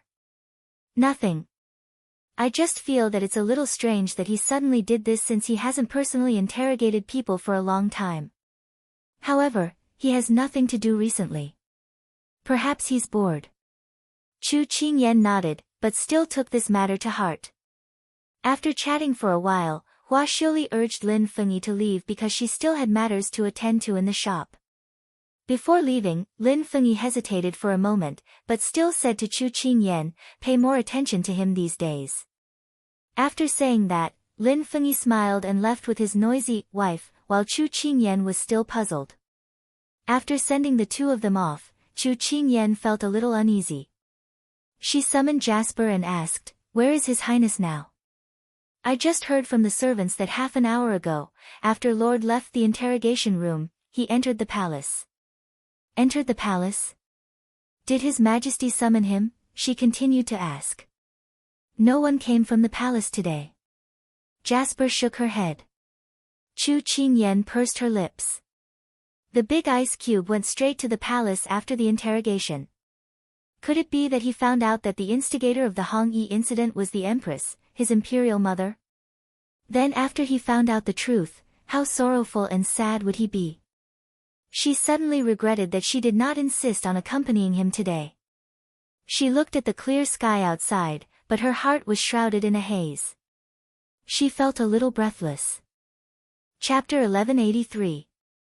Ever since she disobeyed Pang Huang and Xiao Ho's orders at the palace banquet, Pang Zhijing had been under house arrest and couldn't go anywhere. In the past 2 days at the courier station, she could often see the envoys going in and out through the window. She didn't know what they were plotting. Obviously, Peng Huang's side suffered serious losses because of her desperate move. She heard that Xiao Ho refused to negotiate with them because of this. Until this morning, when she saw the gloominess on their faces disappear, she was sure that Xiao Ho had stopped acting pretentious and officially cooperated with Peng Huang again. She was also relieved that she didn't have to endure these people's cold eyes anymore. Although the food wasn't harsh, if she always stayed here, she would be like a canary in a cage. What was the point of living then? Moreover, after not seeing Xiao Ho for a few days, she found that she missed him. Although she didn't want to admit it, she was really attracted to him. Sigh, this person looked like he was full of evil tricks. She should stop. Yes, she should get out of this situation as soon as possible before she was poisoned too deeply. As she thought about it, she suddenly realized that the guards guarding her were dismissed. She was delighted. Did this mean that the house arrest was lifted? Let's go to Prince Yi's mansion. Although she didn't want to see him anymore, but, women always said one thing and meant another. Thinking of this, she led her people out without any pressure. While sitting in the carriage, she nervously thought about what excuse she should use to see him later. The weather has been good recently, so I came over to take a stroll. No, it's too fake. I haven't seen you for a few days, so I came over to see if you've lost weight or gained weight. Are you crazy? I just have nothing better to do. Do you have a problem with that? She guessed that she would be thrown out of the mansion after saying that. Just as she was feeling vexed, the maid beside her said, "Princess, we've arrived at Prince Yi's mansion." So fast. Forget it, just let it be. She got off the carriage dejectedly. As soon as they saw her carriage, the manservants at the gate eagerly helped to lead it. As soon as she walked in, the stewards specially ran to greet her. The servants coming and going were also very perceptive and came over to salute her. Peng Zhijing was frightened by the warm and attentive atmosphere. She asked the maid, "What's wrong with them?" The maid said with a smile, "Because you'll be their mistress in a month. Of course, they have to be respectful. It's human nature." Hearing the 3 words mistress, S's heart was a little. Peng Zhijing thought that she had to establish a good image, so she immediately straightened her back and walked with the vigor of a tiger. Then, when she walked into Xiao Ho's courtyard, she found that he was not there. "Where's the prince?" she asked the housekeeper. The housekeeper looked at the empty courtyard and spoke with a sad tone, "Today is the anniversary of Empress Luofei's death. His Highness should have gone out. Hers is Luo's hers. Your Highness's birth mother passed away when your Highness was 6 years old." The housekeeper sighed. Peng Zhijing's breath caught. Losing his mother at the age of 6 in the cannibalistic palace, how sad was that? There was only one emperor, but there were 3,000 beauties in the harem. The weak were prey to the strong, not to mention he was a prince. It was a blessing to be alive. "Princess, are you okay?" The steward saw her expression was a little strange and hurriedly asked. Peng Zhijing pulled the corner of her mouth, "I'm fine. By the way, do you know where he is now?" "He should be outside the city. In the past, Lord always went there." After getting the location, Peng Zhijing didn't stay a moment longer. She hurriedly got on the carriage with the maid and rushed out of the city. The steward watched their carriage disappear into the street with a gratified smile on his face. "Miss, don't worry. The future Princess Consort is very cute. Maybe she can take away the hatred in Lord's heart." Chaoyang Palace. Empress Liang was ordering people to help her try out the new products sent by Chu Qingyan. "Nyang, you don't say. When these things are applied on the face, it instantly brightens the complexion of the skin. Even the skin becomes much more delicate."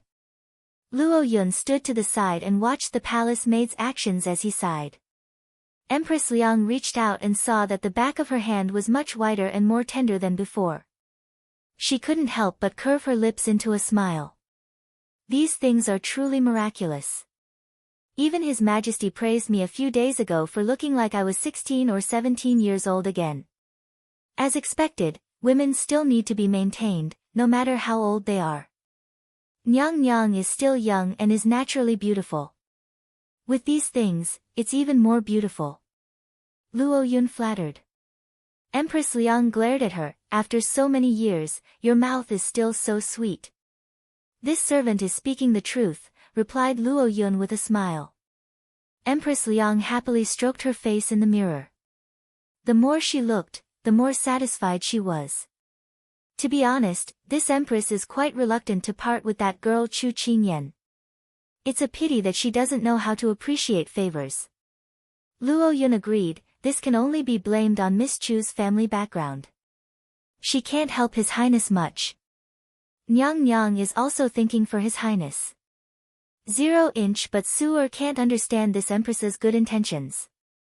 As Empress Liang spoke, she facepalmed and sighed, right, is there any news from Hong Yi?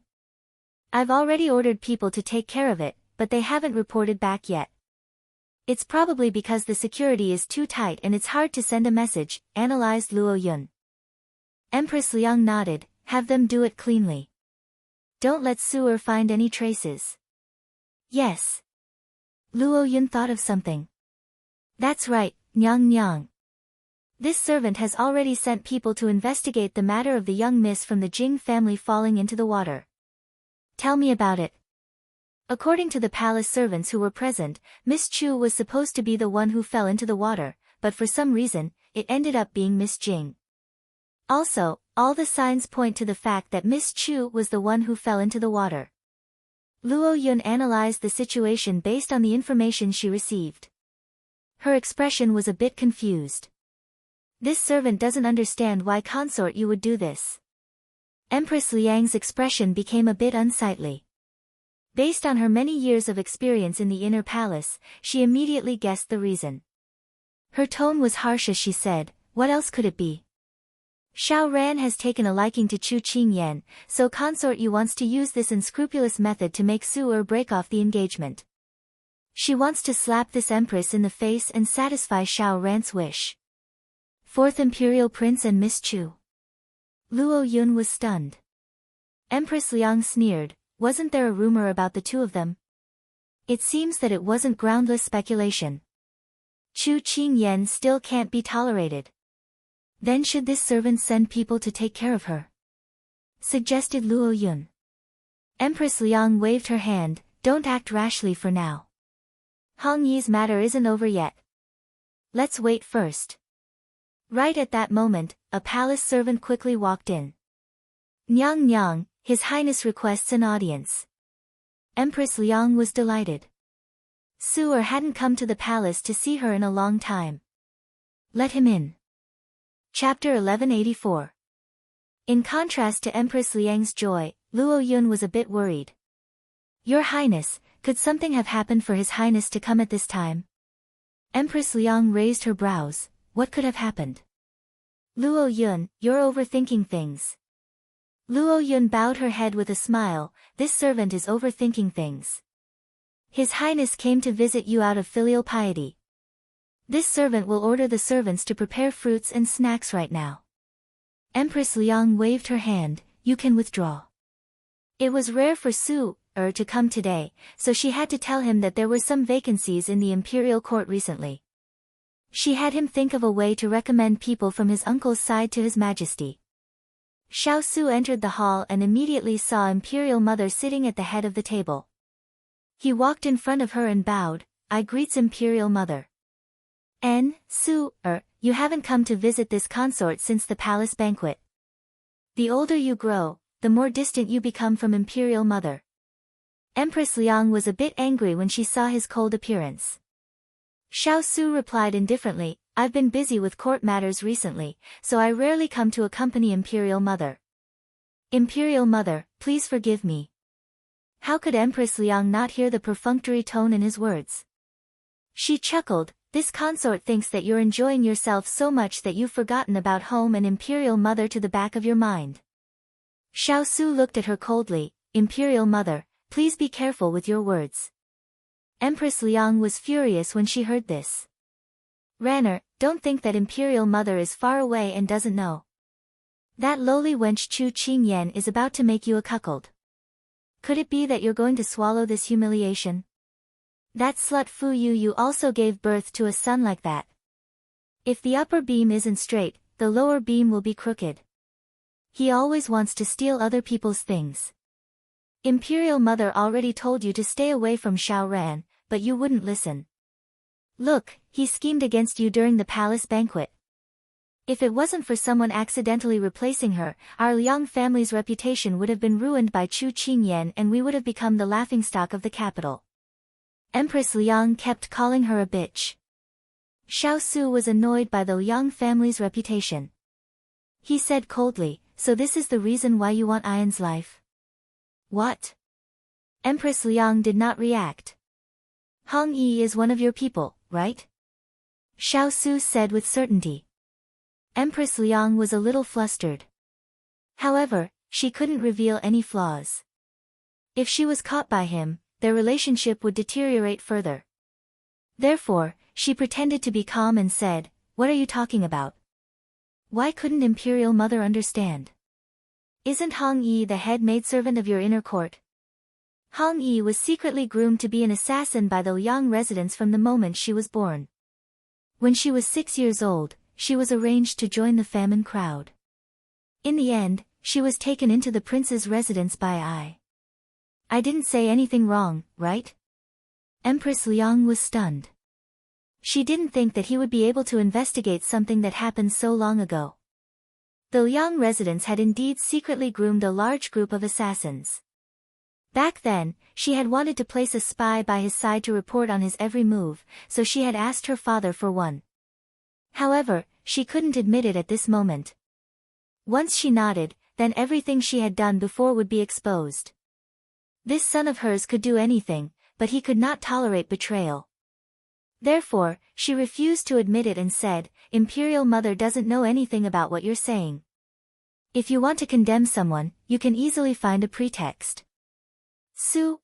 If you really hate Imperial Mother, why do you have to find these reasons? Just say it directly. Imperial Mother can take it." Xiao Su looked deeply at her. The exquisite makeup, the flawless expression, and the weeping accusation were all very well acted. If the person sitting in front of him wasn't his Imperial Mother, he probably wouldn't have given her a chance to quibble. "Imperial Mother, I will give you one more chance. Were you the one who ordered people to poison Ayan?" Empress Liang saw that Su Yi kept insisting on Chu Qingyan and was even questioning her for someone who was not related to him by blood. She was so angry that she laughed. Are you crazy? Crazy?" The corner of Xiao Su's mouth twitched. "I think that the person who's crazy is Imperial Mother." Empress Liang slapped the table heavily. She furrowed her brows and said angrily, "Xiao Su, watch your attitude. It seems that Imperial Mother intends to deny it to the end. No matter, I brought a witness into the palace. If you have nothing else to do, you can meet him." Xiao Su smiled coldly, then clapped his hands. Soon, the sound of footsteps approached from afar. Empress Liang was shocked. What the hell was he doing? Soon, the person was brought in. It was a young man covered in blood. Although his face was swollen, it didn't affect his identity. After Empress Liang saw him clearly, she froze in place. It was Gu Yi, the other spy she had placed at Xiao Su's side. "You had Hong Yi murder Ayan. After the plan was exposed, you ordered Gu Yi to silence her. So from the beginning, Gu Yi was the middleman you used to contact Hong Yi. Do you still want I to continue speaking for you, Imperial Mother?" Xiao Su expressionlessly looked at his mother, whose face had turned pale. An unknown emotion flashed through his eyes, and his entire person became even colder. Everything had already been exposed. Empress Liang wasn't the kind of person to pester endlessly, so she wasn't that panicked anymore. She might as well smash the broken jar. "That's right.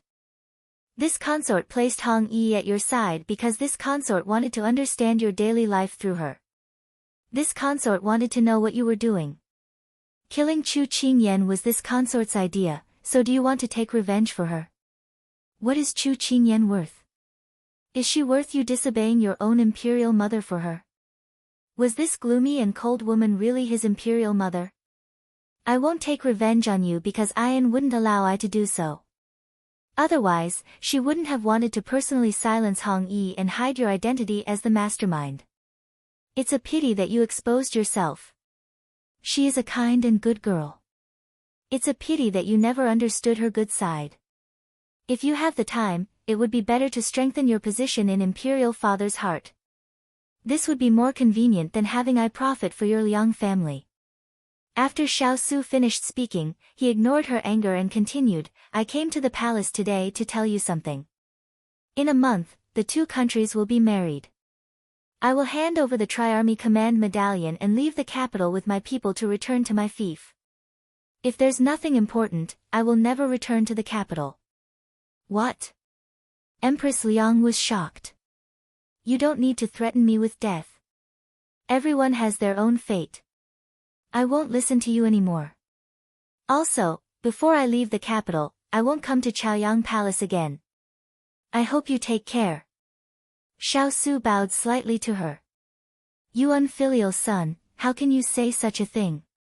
Empress Liang stared with wide eyes at the cold child in front of her. She couldn't believe that he would one day say such words that cut off all ties with her. He was like a bird that had been tied to a silk thread and was struggling to fly away.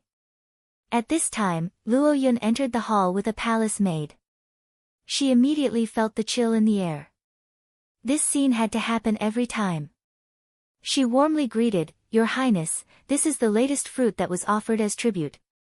You, Xiao Su coolly looked at his imperial mother, who was on the verge of exploding. He calmly said, If there's nothing else, I will take my leave. You, Xiao Su didn't look at her again. He turned and strode out of the palace. Hearing the porcelain behind him fall to the ground and all kinds of sounds, Xiao Su raised his head to look at the dark sky. He suddenly felt a bit sad. Ayan, from now on, I only have you left. The rain fell drop by drop, slowly soaking the world. Chapter 1185. The drizzle kept falling, drifting into the carriage and falling on Pang Zhijing's body. Her cheeks were cold. She was refreshed and turned to look out of the window. She was a little surprised. When she went out, the sky was clear and boundless. How could it be so cloudy? Your Highness, the weather is not good. Shall we go back home? The maid inquired. Pang Zhijing waved her hand, we are already out. Look, the city gate is right in front of us. How can we go back? But we only know that Prince Yi is outside the city. We don't know where he is exactly. The maid tried to persuade her. Didn't the steward say it? After passing through the woods outside the city, we will see a small hill. Just go over it. The maid thought that the princess was so eager to see Prince Yi that she ignored everything in the rain. As a servant, she could only follow her orders. Pang Zhijing was a little anxious. There was a certain distance between the inside and outside the city. She didn't know if Xiao Ho had left when she arrived. The carriage sped into the woods and stopped at the bottom of the hill. Pang Zhijing jumped out of the carriage and said to the people in the carriage, Wait for me here. I will go by myself. I will be back later. Your Highness, you can't. Before the maid finished speaking, she had already jumped out of the carriage and ran up the hill. The rain was not heavy, just drizzling. Pang Zhijing stepped on the soft ground and felt that the air was very fresh. So she climbed up the hill and admired the surrounding environment. The place was overgrown with weeds, desolate and remote.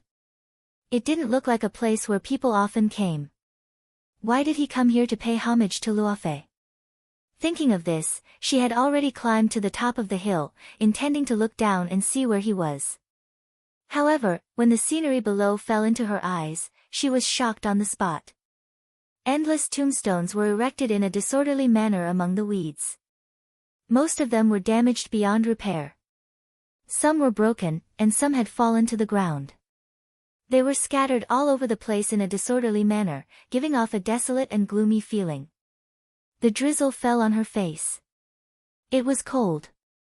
The chill from the soles of her feet made her stiff in an instant. Is this the legendary mass grave? A gust of cold wind blew, and the grass that was taller than the tombstones danced in the wind. The white dandelions danced in the wind, and the distant horizon darkened. Everything seemed so strange. Although she lived in a scientific world, she had been afraid of ghosts since she was young. The scene in front of her made her heart turn cold. Should I go back? But Xiao Ho was here. She couldn't leave. On such a special day, she wanted to accompany him, but perhaps he didn't care at all. Before his mind could make a decision, his body had already walked towards the bottom of the slope. She pushed aside the grass that was taller than a person and slowly searched for it. She muttered in her heart. This place was so big, so where was Luofei's tombstone? Also, why would an imperial concubine be buried in a mass grave? The people buried in the mass grave should be those nameless people who couldn't find their families. What was going on? Originally, Xiao Ho was like a mystery to her, but now she couldn't understand him at all. After walking for more than an hour, she still couldn't find him. She didn't dare to shout for fear of encountering a bad person. She could only find a place to rest. She leaned against a crooked tree and wiped the sweat from her face. Using her sleeves as a fan, she looked around. At this time, she saw a white shadow fluttering in the wind behind a large tombstone. She subconsciously swallowed a mouthful of saliva. How could she be so unlucky? Did she see a ghost in broad daylight? She subconsciously wanted to run away, but another gust of wind swept over, blowing away the mist in the air. The outline of the white shadow gradually became visible. Xiao Ho. She stared in surprise. It was really a case of wearing out iron shoes in a fruitless search, only to find him without any effort.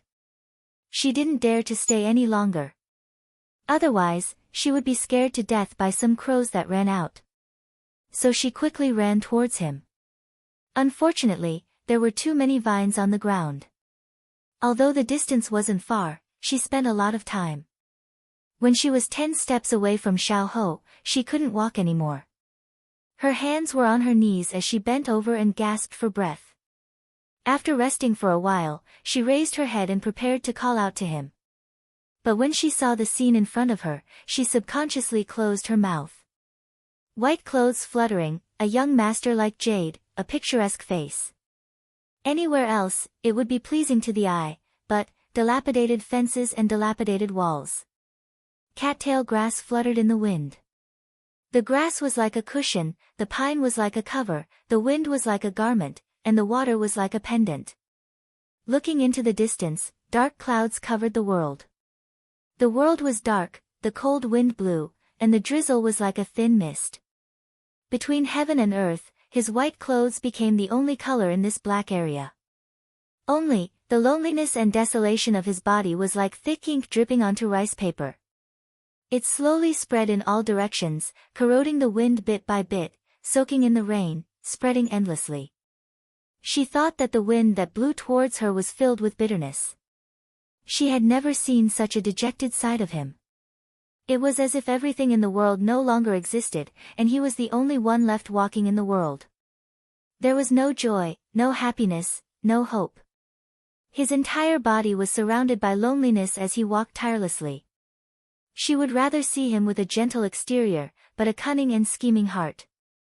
She didn't want to see him sad, as if he was the only one left in the world. But at this moment, she didn't know what to do. He stood there. Although he was so close, it was as if they were separated by a world. She didn't dare to disturb him. But this side of him made her feel an inexplicable heartache. Her gaze turned to the tombstone.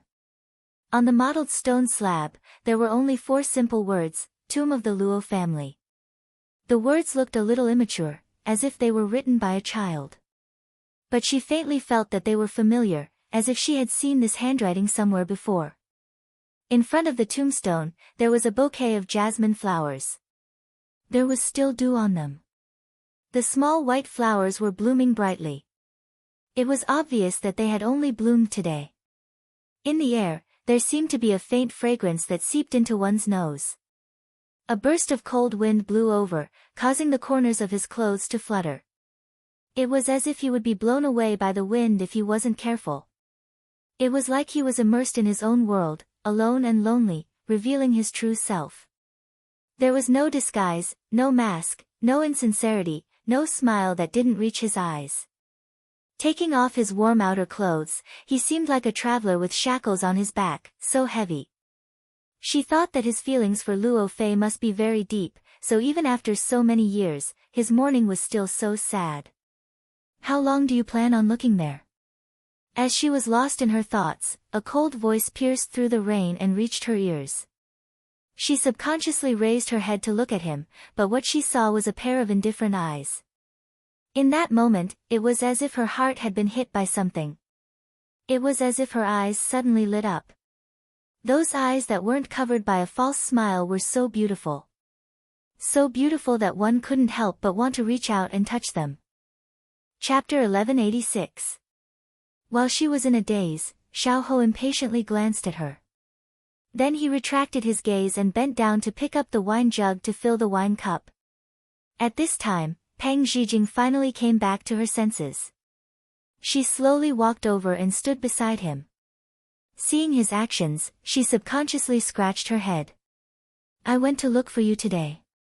The steward said that you might be here, so I came over. Why did you come over? Xiaohou did not look at her. His gaze fell on the tombstone as if he was just asking casually. She pursed her lips, not knowing what excuse to use. She couldn't say that she missed him after not seeing him for a few days. She did not forget what he said to her in the imperial palace. He told her not to think too much.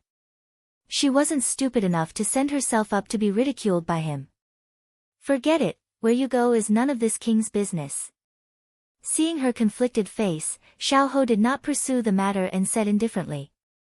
She was choked by his words and her heart was a little hurt. This kind of Xiaohou who was not hypocritical was really annoying. Didn't he know that he had to be gentle and gentlemanly towards girls? Go, don't stay here. After Xiaohou gave the order to leave, he lifted his clothes and sat on the ground. He did not care if the ground was clean or not as he picked up another wine cup and drank alone. When she heard him chasing her away, she felt a little uncomfortable in her heart. But seeing him sit down like this, such a clean freak could actually not care about anything. Today, he had opened the door to a whole new world for her. Normally, she would not have this opportunity. She suddenly did not want to leave like this and there was a voice in her heart that told her not to leave. She rolled her eyes and squatted down beside him shamelessly. She said shamelessly, this place doesn't belong to your family, so what right do you have to make me leave? Also, I can go wherever I want, it's none of your business. Seeing her shameless appearance, Xiaohou's heart was filled with helplessness. Today, he just wanted to quietly accompany his mother. Where did this little shameless person come from? Do as you wish. He did not want to quarrel with her in front of his mother on this kind of day. Seeing that he had compromised, Pang Zhijing immediately propped herself up on the ground and imitated him. When in Rome, do as the Romans do. If you want to accompany someone, you have to make a gesture. Xiaohou raised his eyebrows slightly. He had some doubts about her actions. He didn't know what she was going to do. But today, Xiaohou really guessed her thoughts wrong. There were no side dishes, only wine. Pang Zhijing watched him drink one cup after another. Although his drinking speed was not fast, he would get drunk sooner or later. What's the point of drinking like this? She didn't dare to directly snatch the cup, so she could only use words to provoke him. Xiaohou said indifferently, with the cool breeze accompanying me and the mountain scenery in front of me, a cup of turbid wine is enough. She puffed up her cheeks. The ancients loved to be so genteel. Xiaohou, they said that your imperial mother was buried outside the city. Is the one buried in this tomb your imperial mother? If she didn't speak, he wouldn't have taken the initiative to start a conversation. Therefore, the person who was moved first was the loser. She could only take the initiative. Xiaohou nodded and didn't say anything. She was quiet for a while. Then she asked hesitantly, did she die of illness? The only answer she got was the whistling of the cold wind. She lowered her eyes. Although she knew that this question was a bit like prying into someone's privacy, she just wanted to know more about him. She was afraid that today's appearance was just a flash in the pan. Tomorrow, he would put on his mask again and become the sickly Prince Yi with fake smiles in his eyes. The Xiao Ho who always gave her the illusion that they were separated by glass. Because she lowered her head, she didn't see the sadness that flashed through Xiao Ho's eyes after she asked this question. He was so immersed in his memories that he didn't respond to her. He would never forget the time when he was 6 years old. His mother was lying on the bed, trying hard to raise her hand to touch his face to stop him from crying. But just as her hand was in the air, it fell down. From then on, he was the only one left in this world. He raised his head and saw her hugging her knees with an injured appearance. The sadness in his heart was lessened by her pitiful appearance. Sometimes, he couldn't understand how someone as thick-skinned as her could survive in the southern blue imperial palace until now. She was killed by someone. Just as she was immersed in the endless cycle of resentment about Xiao Ho, this big bad bastard, and how she accompanied him but was ignored by him, this sentence suddenly rang in her ears. She was a bit flattered that he would actually tell her this. But when she realized the meaning of this sentence, her entire back was shining.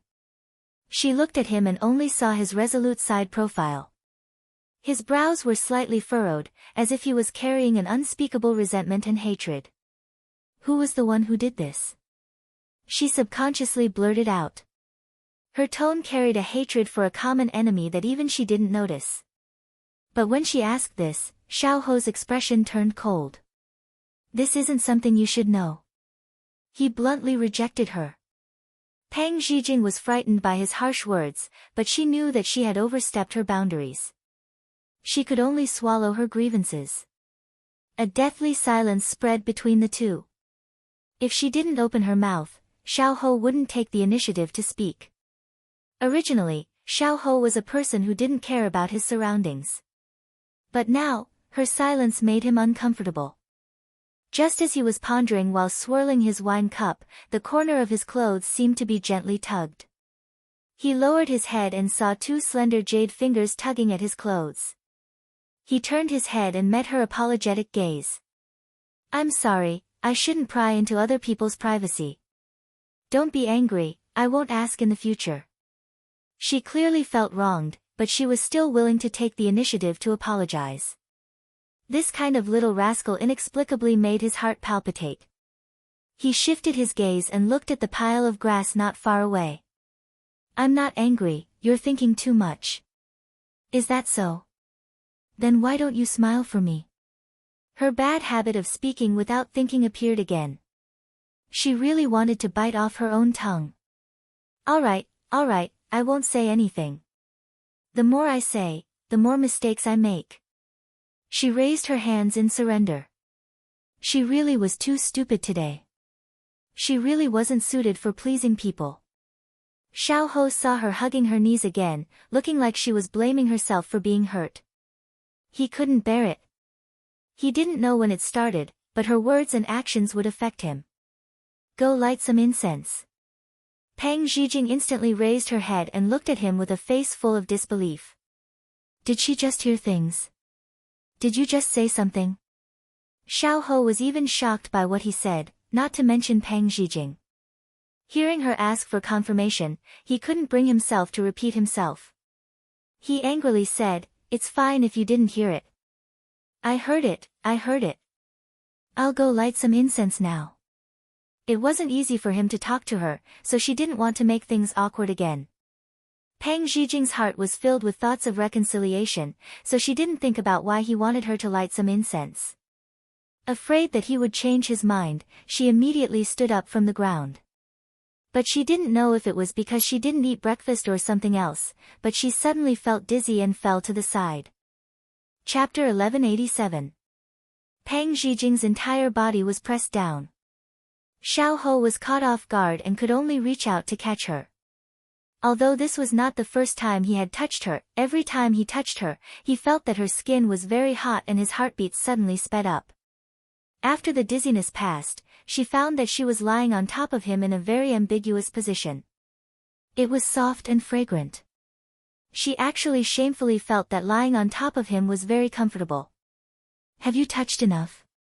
Just as she was about to become infatuated, a forbearing voice rang out in her ears.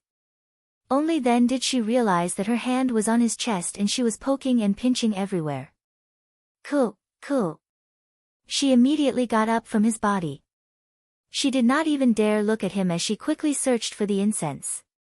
Being hit by her was too sudden. Xiaohou stood up while holding his shoulder. As expected, meeting her was never a good thing. After moving his limbs, he looked up and saw her holding a stick of incense, not knowing what to do. He couldn't help but let out a sigh. Then, he walked straight to her side, took her incense, and took out a match from his sleeve. "Stupid to death, can't you ask me for help?"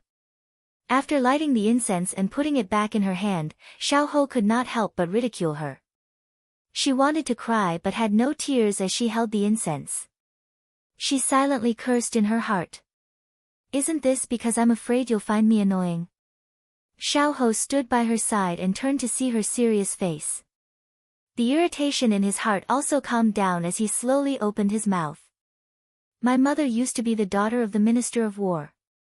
She was a famous, talented and beautiful woman in the capital. Later on, her father, who was my grandfather, was framed for colluding with the enemy. His entire family was exterminated, the men were sent to the border and the women were sent into the palace as slaves. My mother entered the palace like this as the daughter of a guilty official. Later on, because she received imperial father's favor, I existed. But she was only able to endure 6 years in the palace before she was poisoned."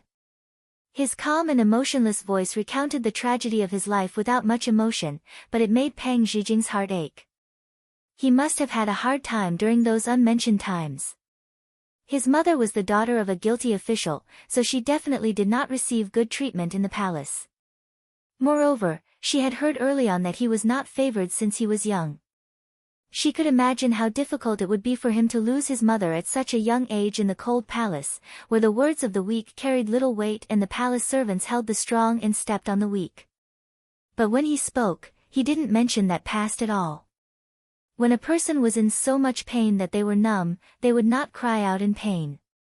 In the silence, he could feel the deep pity in her eyes. Xiaohou was slightly stunned. He didn't know why he told her these things so naturally, but so many years had passed. He had endured so many bitter, tiring, and hateful days. He didn't need anyone's sympathy. Now, he was living with the goal of revenge in mind. However, the person next to him was not related by blood. They were just strangers who met by chance. He had schemed against her, but she still felt pity for him. This made him a little surprised, but he did not want to delve into the specific reason. Because right now, there was nothing more important than his revenge. "Light the incense." He looked away and said lightly. Pang Zijing gathered her emotions and nodded. Then, she faced the tombstone and respectfully held the incense, silently thinking. "Auntie Luo, although I have never met you, but from Xiaohou's arrogant and cold attitude, I can feel his respect and love for you. You must be a gentle woman. It's a pity that I have no chance to meet you. But I am very grateful to God for letting me meet him, and I am also grateful to you. I, Pang Zijing, promise that as long as I am in the Sichuan capital, I will accompany him and not let him be lonely. I hope you can rest in peace in heaven." Xiaohou stood beside her and took in her sincere prayer. A touch of warmth appeared in his eyes. Then, he turned to look at the tombstone and his gaze became gentle. "Mother, the girl standing in front of you is called Pang Zijing. It is very likely that she is the one who will spend the rest of his life with your son. Although she is very silly and naive and causes trouble for me from time to time, I am already used to it. You can rest assured in the ground." Pang Zijing had already inserted the incense into the incense burner. When she was about to sit back down, something was suddenly stuffed into her hand. She looked down and couldn't help but twitch the corner of her mouth. A sickle? What do you want to do? She had a bad premonition. Can't you see that the grass has grown over the tombstone? Hurry up and finish it before the sun goes down. After Xiao Ho finished speaking, he no longer paid attention to her. He picked up another sickle and went behind the tombstone. He rolled up his sleeves and began to remove the grass. Listening to his righteous actions and natural words, a few words popped up in Pang Zhijing's head. Are you kidding me? But the other party had already used his actions to refuse to reply. Pang Zhijing encouraged herself, then rolled up her sleeves, walked to the other side, and started working in full swing. Through the grass, he saw that she was working hard. Xiao Ho smiled with satisfaction and then continued to lower his head to do his own work. He was busy all the way until evening. The rain also gradually stopped. She straightened her back. Her whole body was a little wet, but her forehead was full of sweat. She threw the sickle on the ground and sat down. I'm so tired. Xiao Ho walked out and poured her a cup of wine. Make do with it to quench your thirst. Her mouth was dry now, so she couldn't care about anything else. She raised her head and drank it. It wasn't as bitter as she had imagined. On the contrary, it tasted very good. She couldn't help but turn to ask him, what wine is this? It's sweet. Fruit wine. My mother liked to drink it when she was still in her boudoir. He replied. She nodded. It tasted very good. It wasn't too strong and was suitable for women to drink. Wait, didn't he drink from this cup just now? Her face flushed red. Was this considered an indirect kiss? Xiao Ho naturally didn't know what was going on in her head. He turned to see her in a daze and couldn't help but urge her, let's go. So soon. She hadn't rested enough. Xiao Ho was helpless. Don't tell me you want to stay and feed the mosquitoes. She looked at the few bumps on her arm. After weighing the pros and cons, she immediately got up. Let's go home. Seeing her skipping ahead, Xiao Ho smiled and followed behind with his hands behind his back. It was just that when they were climbing up the hill, he turned back to take a look, and an unknown emotion surfaced in his heart. On this day this year, because of Little Rascal's interruption, it didn't seem so sad. At this moment, Little Rascal was startled again. Xiao Ho, look, there's a rainbow. He turned back, but he didn't look at the sky immediately. Instead, he looked at the bright smile that was so sincere and warm. I see it. It's very beautiful. Of course, I'm in a good mood, so I'll sing a song for you. The sunshine always comes after the rain. Please believe that there's a rainbow. I'll accept all the ups and downs. I'll always be by your side. Her crisp and warm voice reverberated throughout the vast space. Chapter 1188. The maid and coachman waited beside the carriage for a long time. When they finally saw their princess coming from afar, they immediately went up to her. Your Highness, why were you gone for so long? I almost went to look for you. I was so worried. The maidservant didn't notice Xiao Ho who was behind her until she saw that she was safe and sound. She hurriedly saluted him, Greetings, Your Highness. Xiao Ho nodded slightly. This maid was called Lu. She was newly assigned to serve her. She was not as snobbish as the previous ones who always looked down on her, so she treated her with sincerity. She waved her hand and said indifferently, This place is deserted. What danger can there be? You're the only one who likes to worry. As she spoke, she glanced at the person beside her from the corner of her eye. She immediately asked, Do you not have a ride? Do you want to go back with me? Xiao Ho looked at her as if she was an idiot. Although we are engaged, do you think it's appropriate for a man and a woman to be alone? Don't ruin my reputation. Pang Zhijing's mouth twitched. Didn't she eat and sleep with him on the way back to the capital? As if he saw through her thoughts, Xiao Ho explained, This place is different from the outside. Let's go separately. All right. She accepted his explanation. When she was about to say something else, her nose suddenly itched and she couldn't help but sneeze. She probably caught a cold in the cemetery. She rubbed her nose and was about to say goodbye to him when she felt a weight on her shoulder. She tilted her head and saw that he was about to withdraw his hand. Her whole body was wrapped in his coat and it was very warm.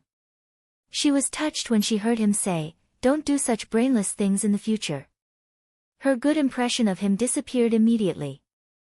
"If I had a brain, where would you find free labor today?" After saying that, she vaguely felt that she had said something wrong. She looked up and saw him trying to hold back his laughter. She felt utterly embarrassed again. However, it was rare to see Xiaoho so untainted and bright. She felt that sometimes her stupidity was worth it. When she turned to get on the carriage, Xiaoho spoke. "When you didn't find me in the graveyard, no one was watching you. Why didn't you run away?" His words made her stop in her tracks and her eyes widened instantly. That's right, why was she so stupid? Was she really going to find him wholeheartedly? Actually, she could have slipped away. Such a rare opportunity. Xiaoho couldn't help but shake his head when he saw her slow reaction. Seeing him like this, it seemed like he knew everything. She was a little angry in her heart. "Do you think I'm stupid? You have a compass in your hand. No matter where I go, I'll still be found by you. I don't have time to play cat and mouse with you. Now that you've missed your chance, you won't get another one." Xiaoho looked at her coldly. She snorted. "If you have the ability, you can lock me up for the rest of my life. Otherwise, I'll definitely find a way to get my freedom. Even tigers have times when they take a nap. I hope you can stay awake every day." After saying that, she stepped into the carriage and ignored him. "Take care, princess." Hearing the hypocrite's warm smile, Peng Zhijing choked on a mouthful of old blood in her throat. She beat her chest and stamped her feet. She shouldn't have been soft-hearted. This was simply a wolf, a complete wolf with a big tail. Xiaoho watched her carriage leave. Thinking of her words before she left, he couldn't help but sneer. If he wanted to trap someone, it wouldn't be difficult at all if he put in some effort. She was too naive. However, it wasn't until that day that he suddenly realized how easy it was to lose a person. It was so easy that he couldn't reach out his hand to touch her eyebrows when she was within his reach. Sitting in the carriage, Peng Zhijing's anger slowly subsided. Her hand touched his coat, and the corner of her mouth couldn't help but curl up into a sweet smile. Lu didn't know about the entanglement between her and Xiaoho. Judging from their interaction just now, they were a perfect match. A talented man and a beautiful woman, they were a match made in heaven. At this moment, seeing the princess's budding love, she couldn't help but smile. "I think you and Prince E are a perfect match." Hearing this, Peng Zhijing's smile faded. "Is that so?" Lu nodded vigorously. "Yes. When you stand together, I feel that the surrounding scenery is overshadowed." Peng Zhijing twitched the corner of her mouth. Perhaps. Xiaoho was an unreachable existence to her. The distance between them was too far. Therefore, even if she fell for him first, she wouldn't allow herself to fall for him. The one who fell in love first was the most inferior. But this little girl wouldn't understand even if she explained it to her. "I'm tired. I'll rest for a while. Wake me up when we arrive." She was a little sleepy after doing so much physical work today. Lu nodded considerately. She closed her eyes and hugged his coat. The faint medicinal fragrance on it was very helpful for sleeping. Soon, she fell asleep. In a daze, she seemed to have a dream. Fog lingered in front of her, and she couldn't see more than 5 steps away. She was a little nervous. Where was this? Why was she here? At this time, a gust of wind blew, blowing away the fog in front of her. The scenery not far away slowly became clear. When she saw it clearly, she couldn't help but widen her eyes. Wasn't this the tomb where she and Xiaoho were just now? Why did she dream of it? Could it be that she had really attracted something unclean? Xiao Ho, where are you? It's all your fault. Come and save me. Her legs were about to turn to jelly. But at this time, a light blue figure slowly appeared after the fog dispersed. Pang Zhijing subconsciously wanted to run, but when the other's face clearly entered her line of sight, she couldn't help but stop. There was a beauty, clear and gentle. Only today did she completely understand the meaning of this sentence. Hello, may I ask who you are? The beauty smiled at her. She looked to be around 20 years old, but her gaze was filled with affection. It made her feel a little strange. I am Luo Qianxi. You don't have to be afraid. I only entered your dream. I won't hurt you. The voice was gentle and soft, with a gentle and beautiful tone. Luo? Pang Zhijing exclaimed, could it be that you're Xiao Ho's mother? Luo Qianxi smiled, that's right. Ho is my child. Today is the first time he's brought a girl to visit me. I'm very surprised and happy. Pang Zhijing touched her nose a little embarrassedly, I'm the one who pestered him. He actually hates me. No, I can see that he likes you very much. Luo Qianxi pursed her lips and smiled. Pang Zhijing's face heated up, and she immediately changed the topic, then why are you here? Luo Qianxi frowned slightly, actually, I should have reincarnated, but Ho has been blinded by hatred. I really couldn't be at ease, so I continued to stay in the world of the living. At this point, she suddenly smiled and looked at Pang Zhijing, but now, I can reincarnate with peace of mind. Jing Jing, please allow me to call you this. I'll leave Ho in your hands. He's suffered too much these years.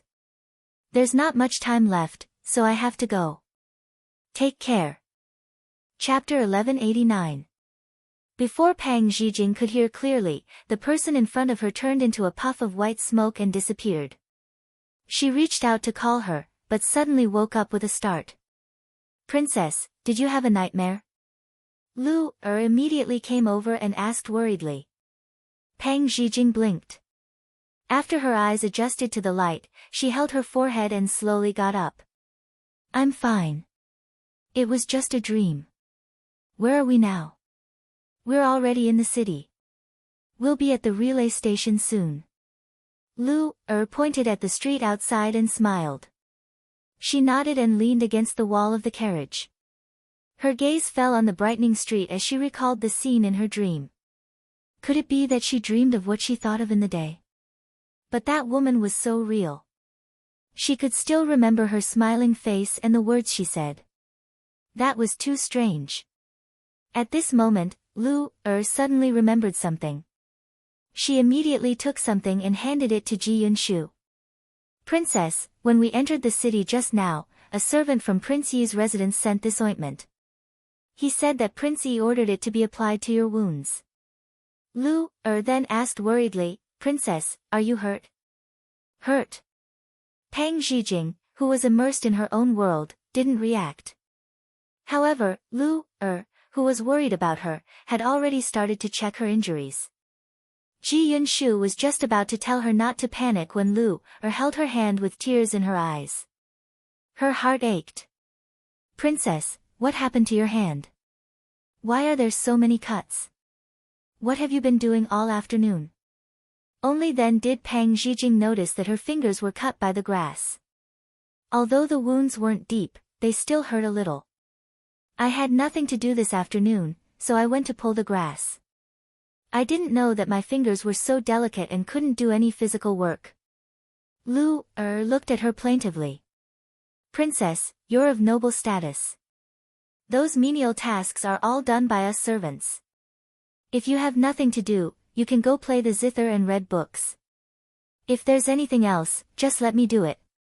Ji Yunshu was tired of having to deal with such a nagging maidservant. She could only promise that it wouldn't happen again. You said that this ointment was sent by Prince Yi. Ji Yunshu's main point was this. Lu nodded. Yes. He said that if you apply this ointment twice a day, it will heal quickly.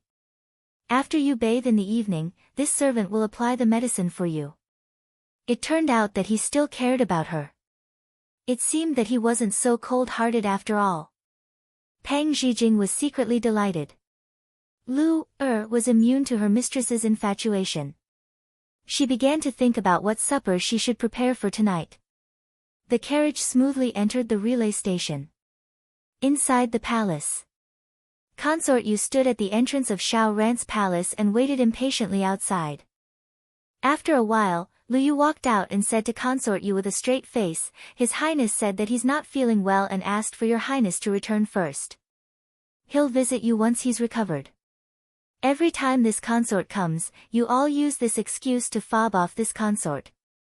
Have you all eaten a bear's heart or a leopard's gall?" Imperial concubine Moon finally couldn't bear it any longer and said angrily. Lu Yu still looked neither servile nor overbearing. "Your Highness, this is His Highness's wish. This servant can't make the decision." "All right." He said that he's not feeling well, but he didn't ask for an imperial physician. This consort has invited an imperial physician from the imperial hospital and he's on his way. This consort wants to see what he's throwing a tantrum for. As she spoke, Consort Yu waved her hand. The guards behind her forcibly opened up a path and pushed Lu Yu to the side. Consort Yu led her people in.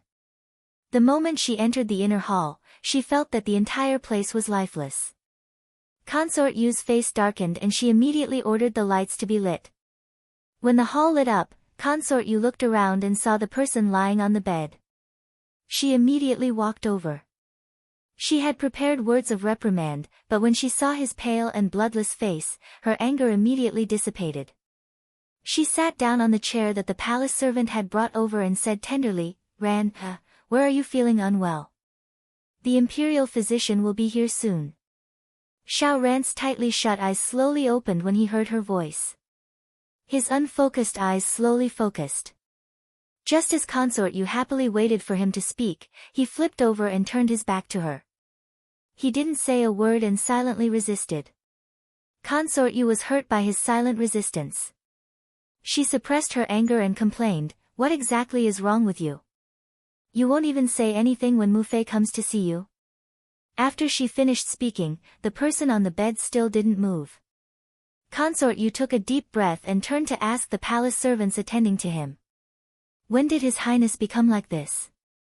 The young eunuch replied in a trembling voice, "Ever since His Highness came back from falling into the water a few days ago, he hasn't said a word or eaten anything.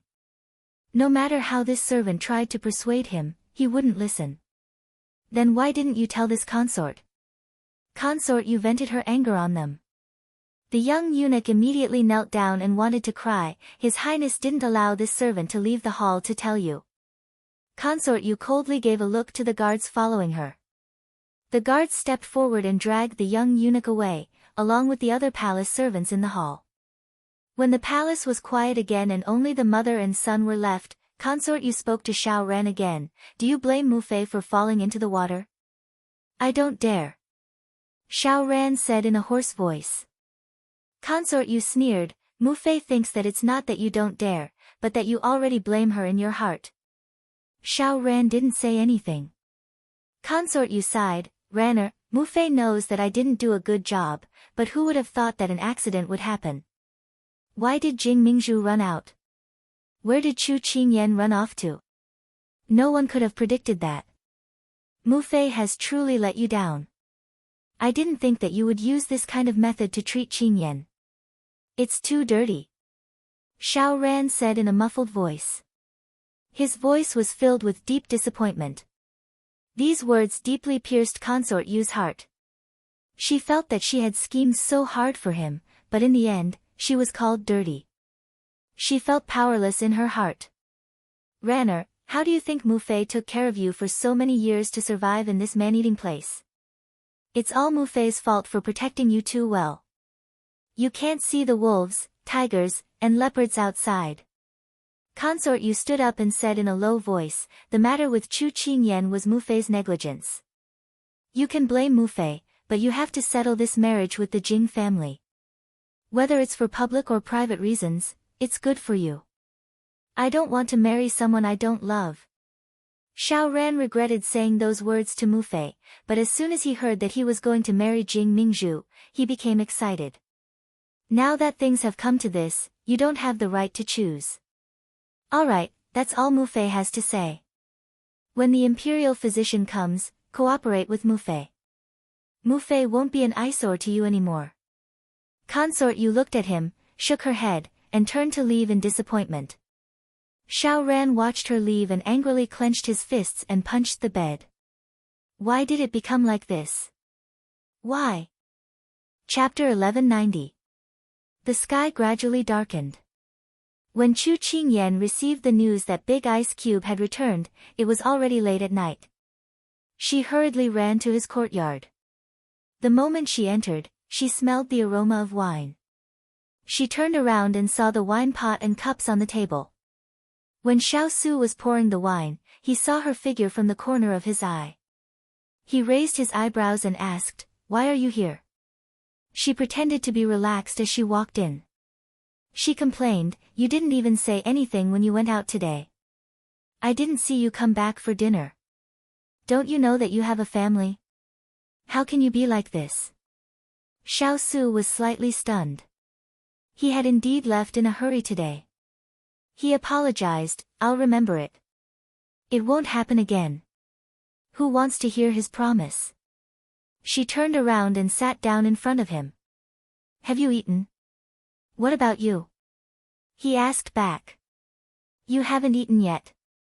I've already asked the kitchen to prepare some food. It'll be sent over later." She rolled her eyes at him in annoyance. Ayan is really capable. Xiao Su praised with slightly curved lips. "Don't flatter me. This lady doesn't care." She was unhappy that he was keeping things to himself. He would rather relieve himself than tell her. He would rather wander aimlessly outside than come back.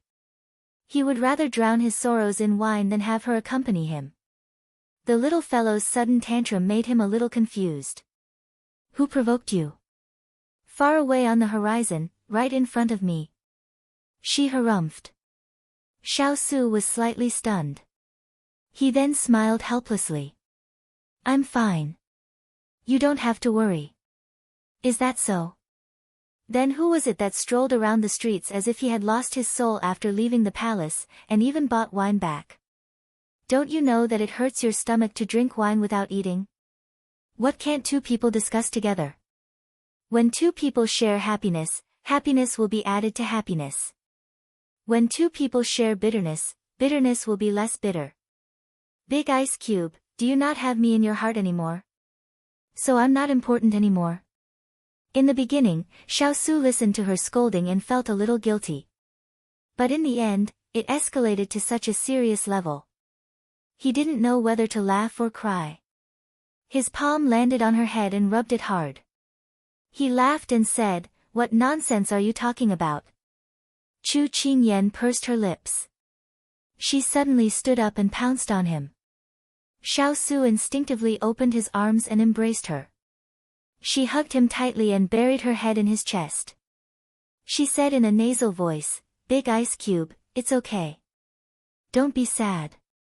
There are thousands of people in this world, and thousands of people have different personalities and ways of living. Not every mother loves her child, and not every child is born without the love of their family. You still have me. Don't be disappointed with family. You are my Big Ice Cube, and also my family." Xiao Su felt his chest become moist, and his heart felt like it was being scalded by that moist feeling. It was burning. It turned out that the little fellow knew about it. He had walked outside for half a day because he didn't want her to see him in such a sorry state. But he didn't expect that the little fellow had a heart of 7 orifices. No matter how hard he tried, he couldn't hide it from her eyes. "You knew about it?" He hugged her sideways on his lap and reached out to gently wipe the tears from the corners of her eyes. He hesitated for a moment before asking. She nodded and leaned her head on his shoulder. She sniffled. "I know that Hong Yi is your imperial mother's person. I also know that she has always disliked me and wanted to get rid of me. So after you finished interrogating her today, I guessed that you were going to find your imperial mother to reason with her. I've known your imperial mother for a while and know what kind of person she is. She won't admit to her mistakes. Moreover, you are such a filial person, so you can't do anything to her. But you also feel guilty towards me in your heart. You feel that it's because of you that I'm in danger. At this point, she reached out to hold his hand. Her fingers slid through the gaps between his fingers and tightly intertwined. Then she continued, so in the end, the only one who will suffer is yourself. Ian, he was about to open his mouth when she stopped him. She looked into his eyes and continued, Big Ice Cube, you don't have to feel sorry for me. You are you, and your imperial mother is your imperial mother. You don't have to take the blame for whatever she did to me. No one can take responsibility for anyone, so you don't have to feel burdened. Xiao Su held her hand tightly, his eyes filled with pity. She smiled at him and then said in a serious tone, I know that as a junior, I shouldn't criticize my elders. But I still want to say that in Empress Liang's eyes, there are only power and status. Family ties may be the last. So you know what kind of person she is, so don't expect to receive love from her. If there's no hope, there won't be disappointment. Big Ice Cube, I hope that you can live a more relaxed and happy life. Those responsibilities, the country, and the world, we can do as much as we can. Don't carry the rest on your shoulders. Because that will make my heart ache. After saying so much, she stopped to catch her breath. Suddenly, she felt that the place she was leaning on was trembling slightly. She couldn't help but look up, only to see that the Big Ice Cube was laughing softly. Hey, don't be like this. I'm talking to you seriously, but you actually laughed. It was rare for her to be so serious, but the Big Ice Cube didn't give her face at all. It was too sad. But to be able to see him smile from the bottom of his heart again, she felt that she didn't say so much in vain. And these words had been hidden in her heart for many years.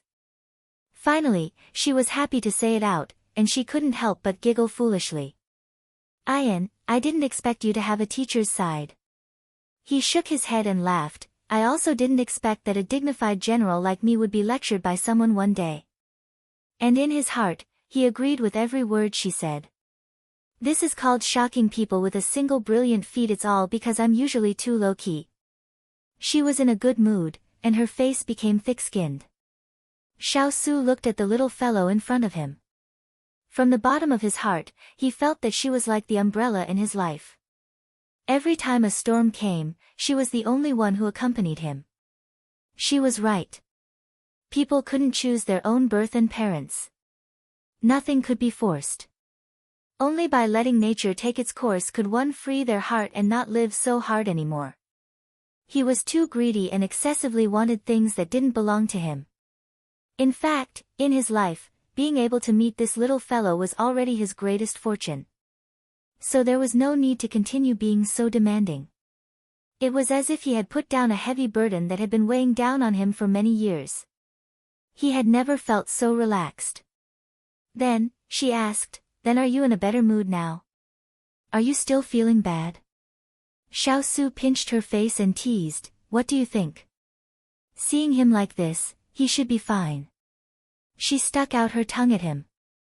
This mischievous look made his heart itch, and he couldn't help but want to lower his head and kiss her. And at this moment, a loud voice was heard. Kai Kai, son-in-law, your mother and I are here. Mr. Chu jumped in and couldn't help but blink.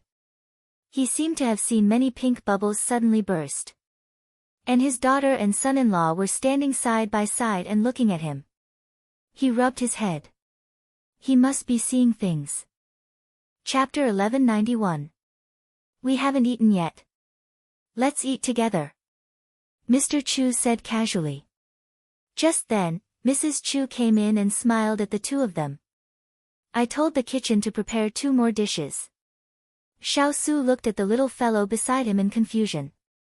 He asked her with his eyes what was going on. Why did her parents suddenly come to his yard for dinner tonight? Chu Qingyan rubbed her nose and leaned closer to him. She stammered, Dad and Mom came to visit this afternoon. They found out that you were in a bad mood today. Maybe that's why they came over tonight." Xiao Su was stunned. However, at this time, Chu Qian's father had already sat down and asked his wife to sit down. Then, he picked up the wine pot and poured a glass of wine. He put it under his nose and smelled it. His eyes immediately lit up. "Good wine." Mr. Chu immediately gulped it down, as if he was afraid that others would choke on it.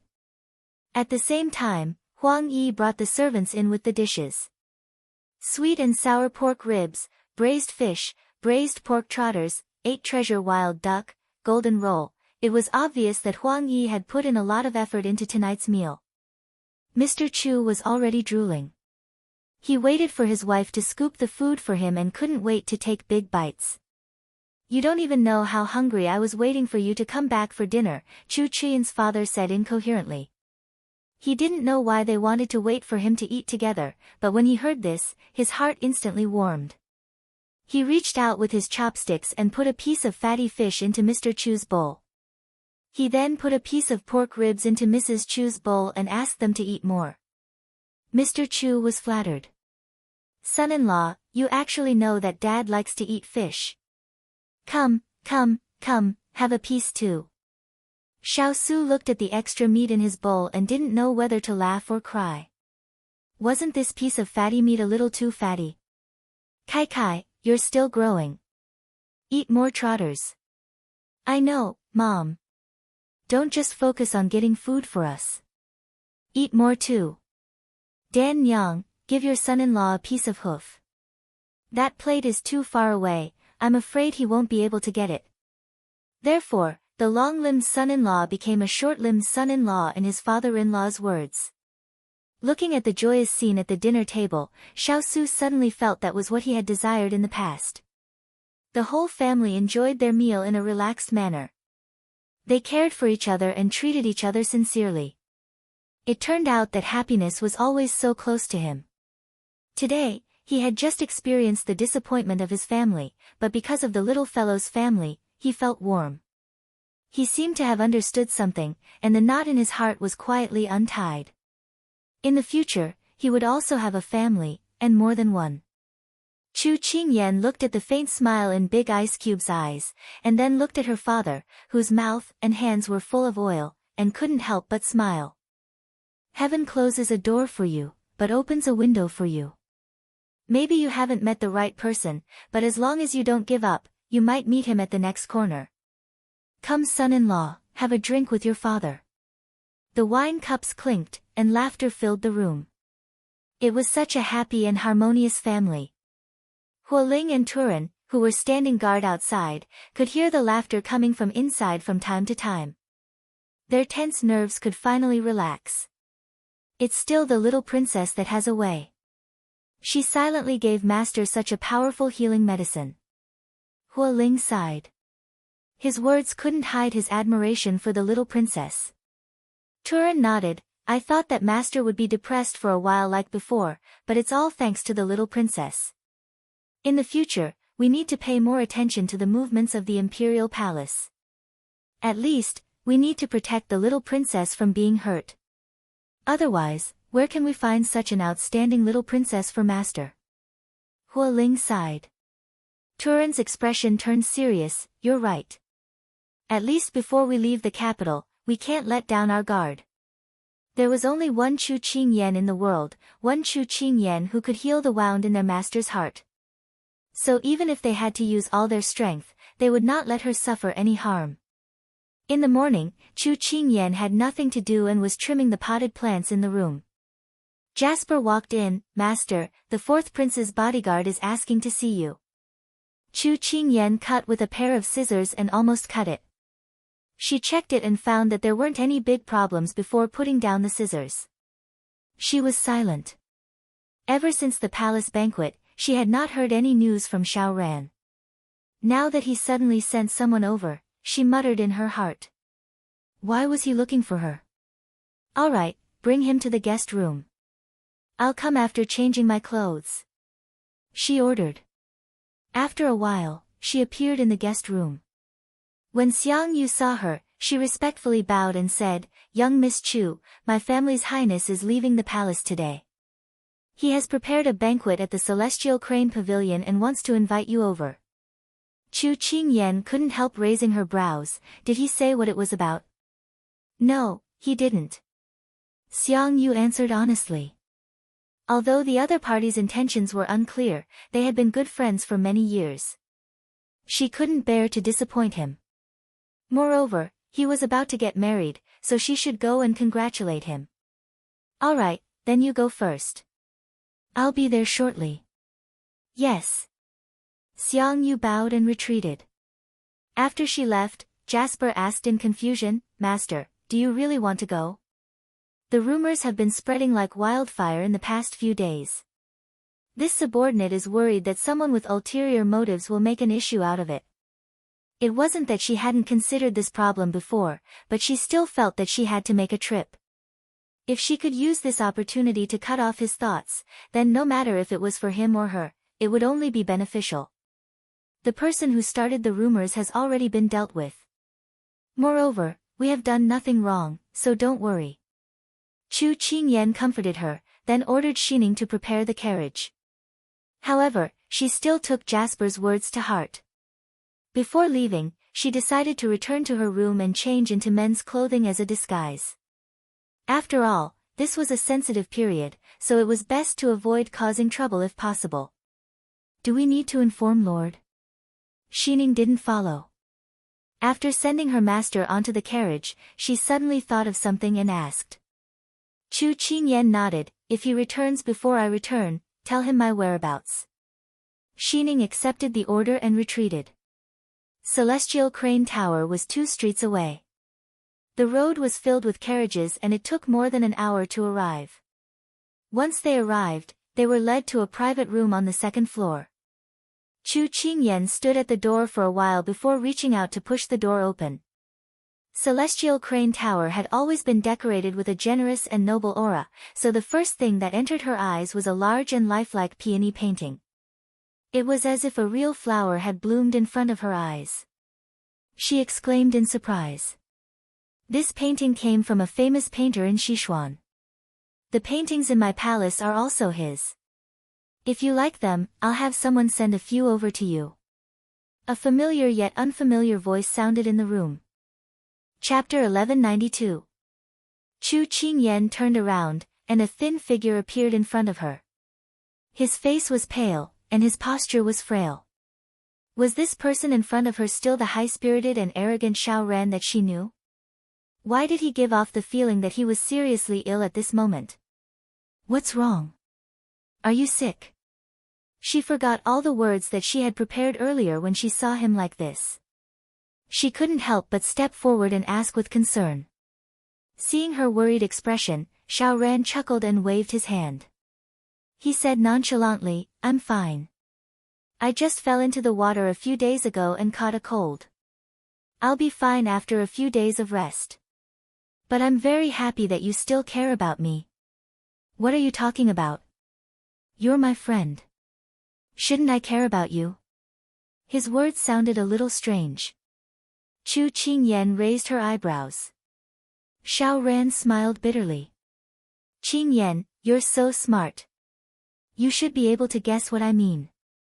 I really don't know what you're trying to say." She was confused. "I invited you here today to apologize." Xiao Ran smiled apologetically at her. "Apologize?" "Yes, that falling into the water wasn't a coincidence. But the person who fell into the water was a coincidence. And all of this was planned by my mother. I apologize to you on her behalf."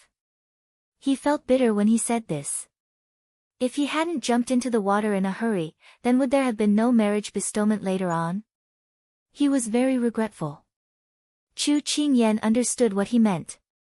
She wanted to be confused about this matter in front of him and let time dilute it, but he took the initiative to bring it up. Her gaze gradually turned sharp. Since they were talking openly, then there was no need to hide anything. "From what you're saying, this whole thing was planned by your mother. Then what's her motive? There must be a reason for everything." Could it be that she wants to separate me and Lord? Xiao Ran didn't dare to look at her. He lowered his head and said, yes, she wants the marriage bestowment to be invalid. Because he suddenly plucked up his courage and slowly raised his head. His dim eyes suddenly brightened as he looked at the person in front of him. This is also the second reason why I invited you here. Qing Yan, I like you very much. I've liked you since you left 5 years ago. I've waited for you for 5 years and missed you for 5 years. Now that you're back, I don't want to miss you again. That's why Mother came up with this plan after knowing my wish. He had mustered all his strength to confess his feelings to the woman he loved. This was the boldest thing he had ever done in his life, and it was also the first thing he had taken the initiative to do. 5 years ago, when they first met, he was jealous of her existence and took over the eldest brother, so he bullied her at first sight. Unfortunately, she was so calm and collected that she didn't take him seriously at all. Later on, she had met with mishaps one after another because of him. She was either poisoned or injured. He felt guilty towards her. Then, as he got to know her, he realized that she was a cute little girl who could bring joy and surprise to people. She was different from the people he had met before. In the imperial palace, most people were either afraid of him or tried to curry favor with him. No one was willing to play with him. But she was different. She treated him as a friend. She would ignore him, take care of him, play with him, and tell him the truth of life. This was something he could not understand from anywhere else. So, gradually, he became dependent on her and his eyes could not leave her. Until one day, he suddenly realized that his feelings for her had changed. He wanted to keep her by his side, protect her, and give her happiness.